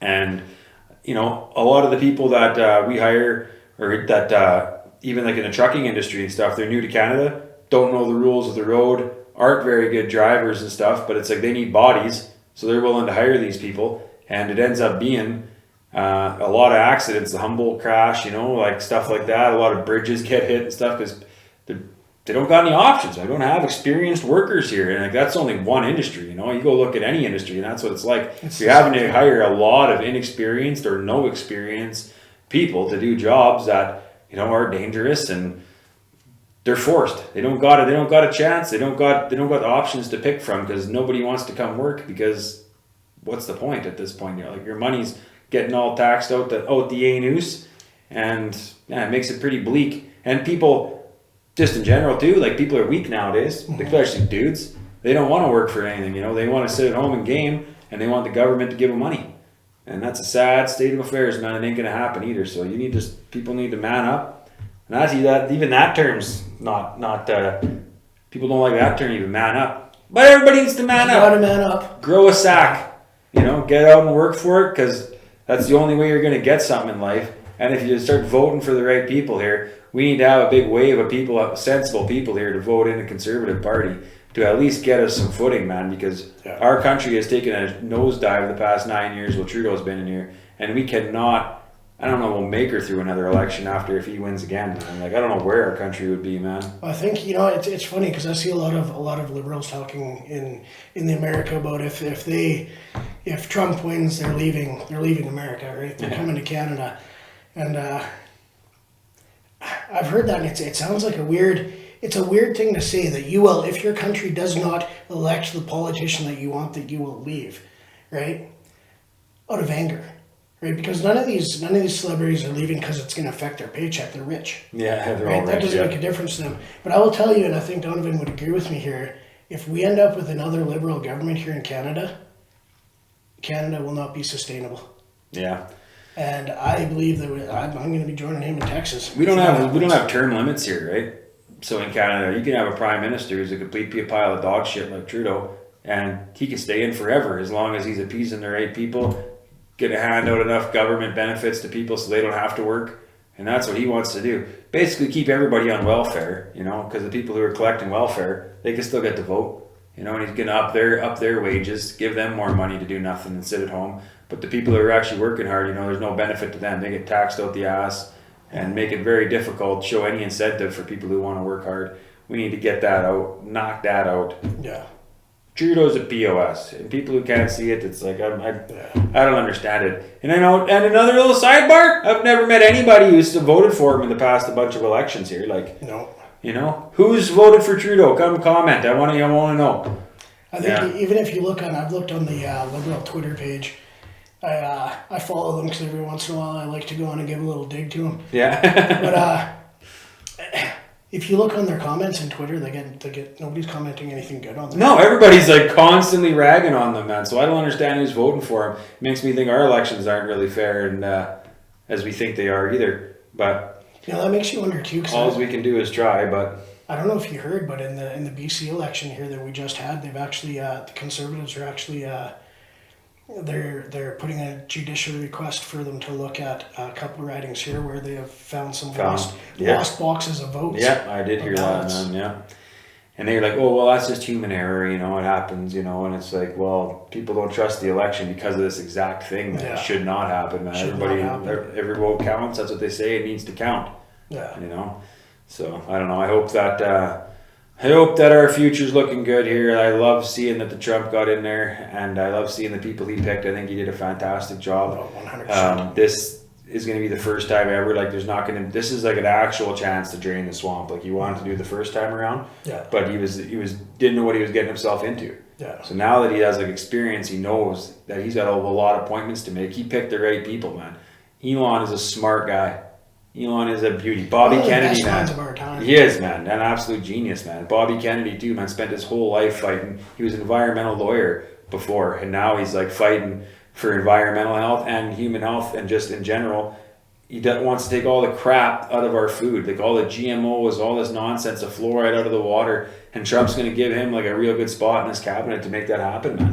Mm-hmm. I think that this is going to be a really cool time. I'm excited for the next 4 years for the States. Not for us here. We got another year to our election. Yeah.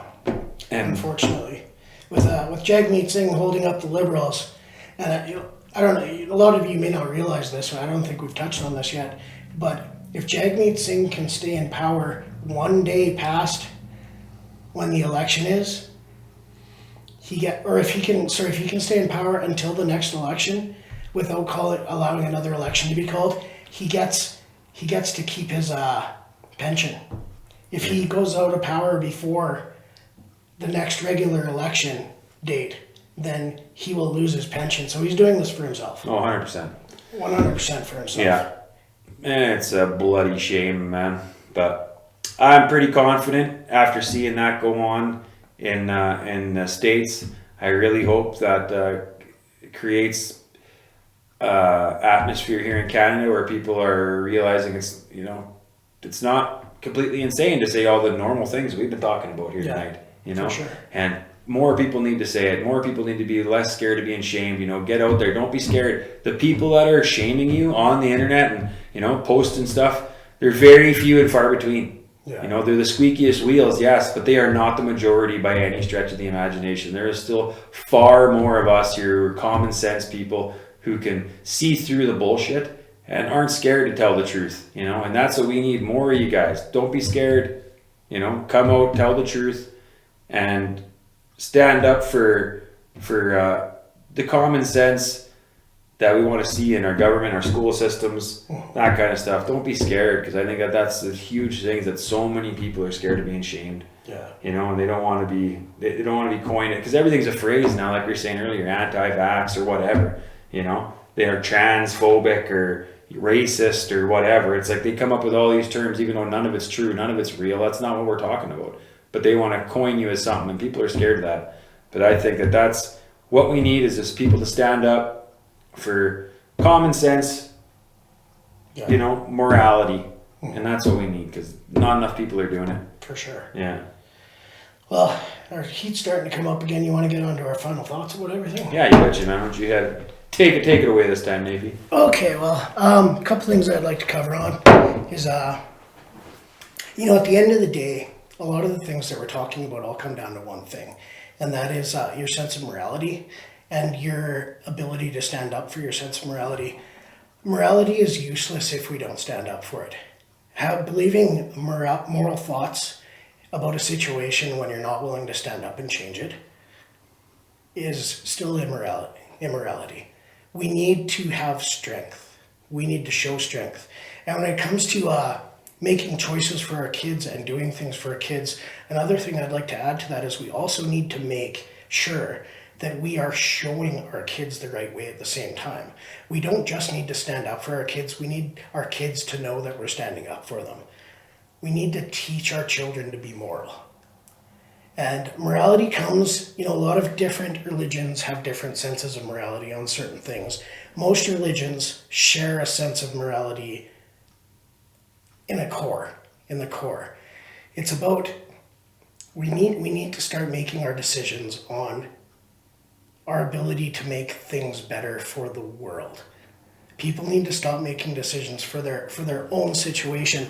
If you're going to vote Liberal because you believe in I don't know, you believe in transgender rights, but you don't care about seeing millions of people starve because Liberals are shutting down our economy, you know, it's kind of immoral to do that. We need to start trying to get people into power that are going to do good things for our world and our society. A lot of people are saying that like somebody like Trump or somebody like Pierre are anti-environment or, you know, against people. Well, they're not. They're just for the greatest amount of people. Nobody wants to see environmental disasters or people hurt or beat up in the streets. Like, this is not the final outcome. But you want to make sure that the most people can pull ahead and be prosperous. That is the idea behind a government, is you're helping everybody. Now, when it comes down to transgender politics, a lot of that is immoral. And to push those politics, especially on our children, is immoral, and it's a predator mentality. And allowing that to be, and seeing that and not speaking out against it, is immoral. We need to be strong, and we need to build towards strength, and we need to just be better stewards of our society. Right now, we're really allowing our society to do whatever it wants. Although you're starting to see that change, like in these elections, and with the way the voters are changing and what they want, you're starting to see a change in that morality, and people starting to realize the way we're going is not good, and it's not sustainable. I mean, we are literally, if you were to look at every society, every empire throughout history and its point of failure and what happens in those empires when they fail, we're there. Like, we are exhibiting the signs of a failing empire. But we can turn it around.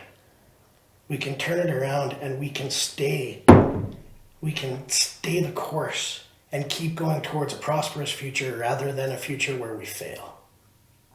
And I really believe that we need to all just work on being stronger, work on being more moral. If you're a person of faith, I applaud that. I believe that faith is very important. I believe that faith does teach us a lot of things. Faith is a compass within you that will allow you to see where you need to go.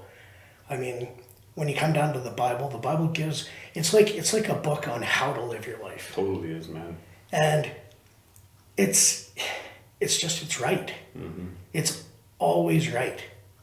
So if you do have faith, then I applaud you for that, and for helping others to see that. I believe that's very important.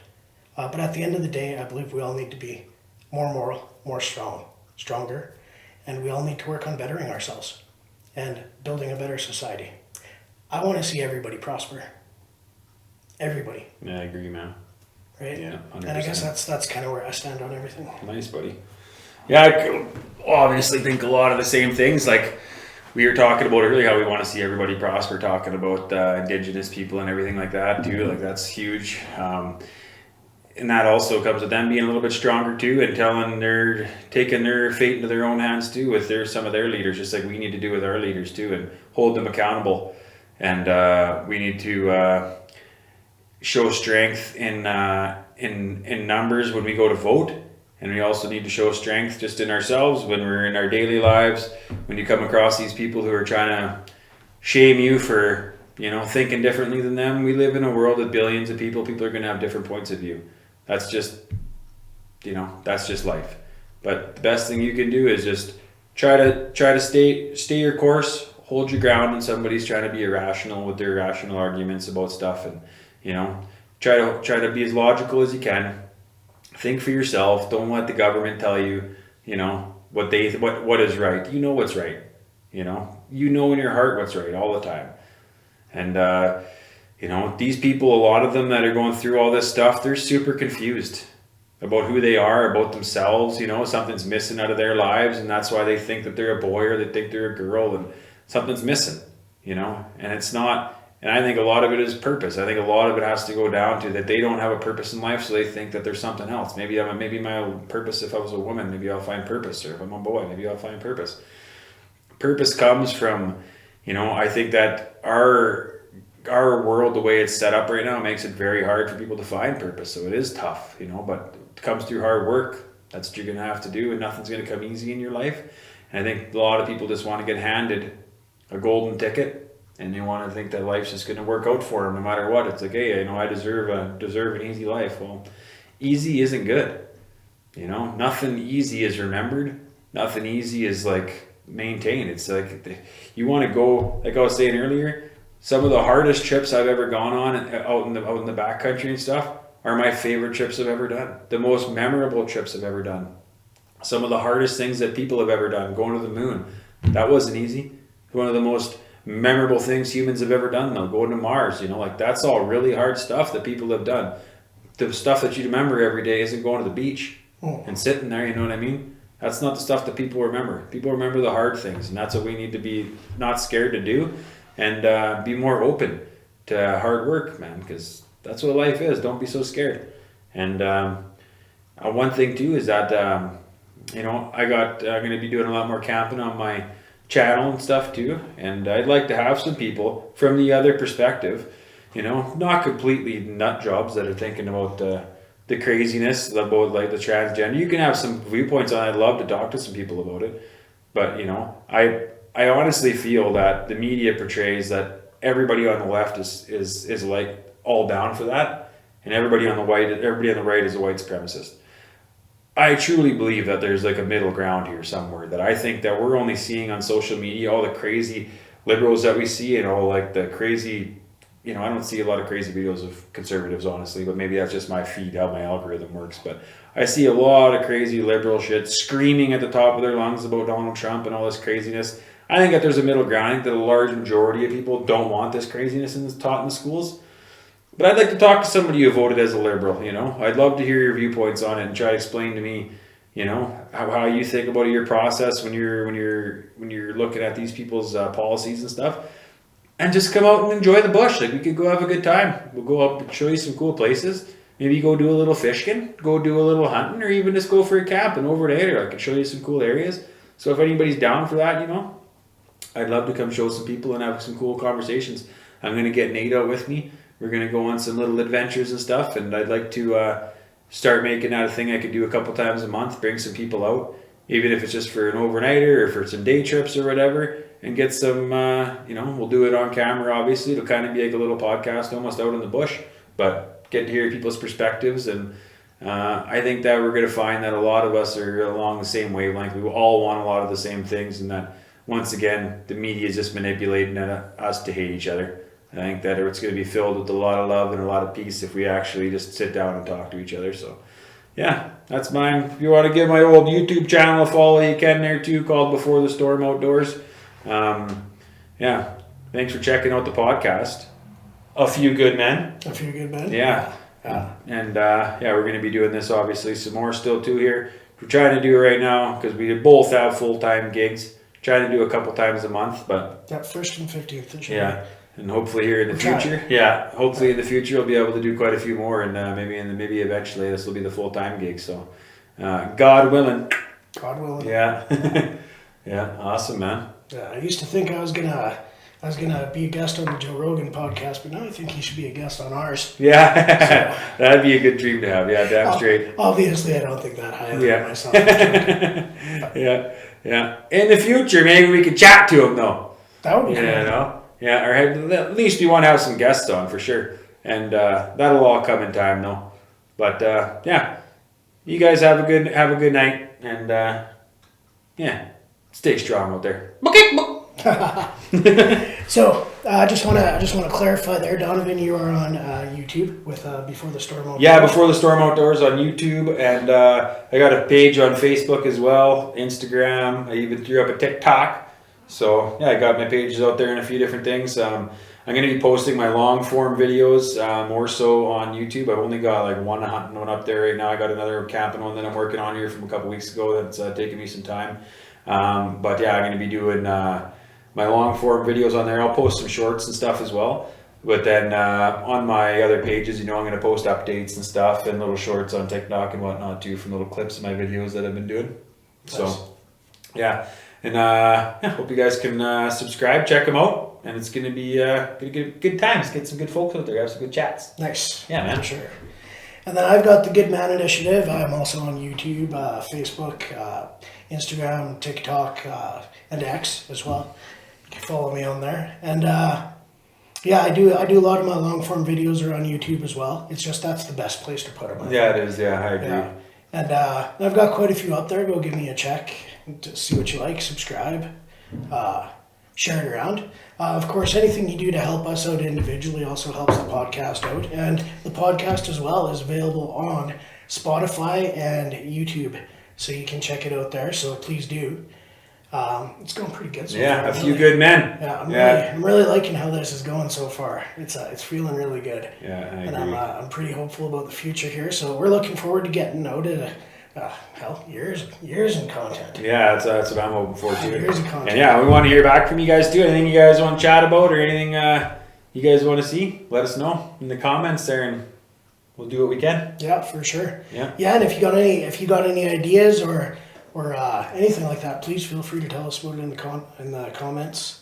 Below this video, either on Spotify or YouTube, we'll have our links to all of our various social media on there, so you can check them out there.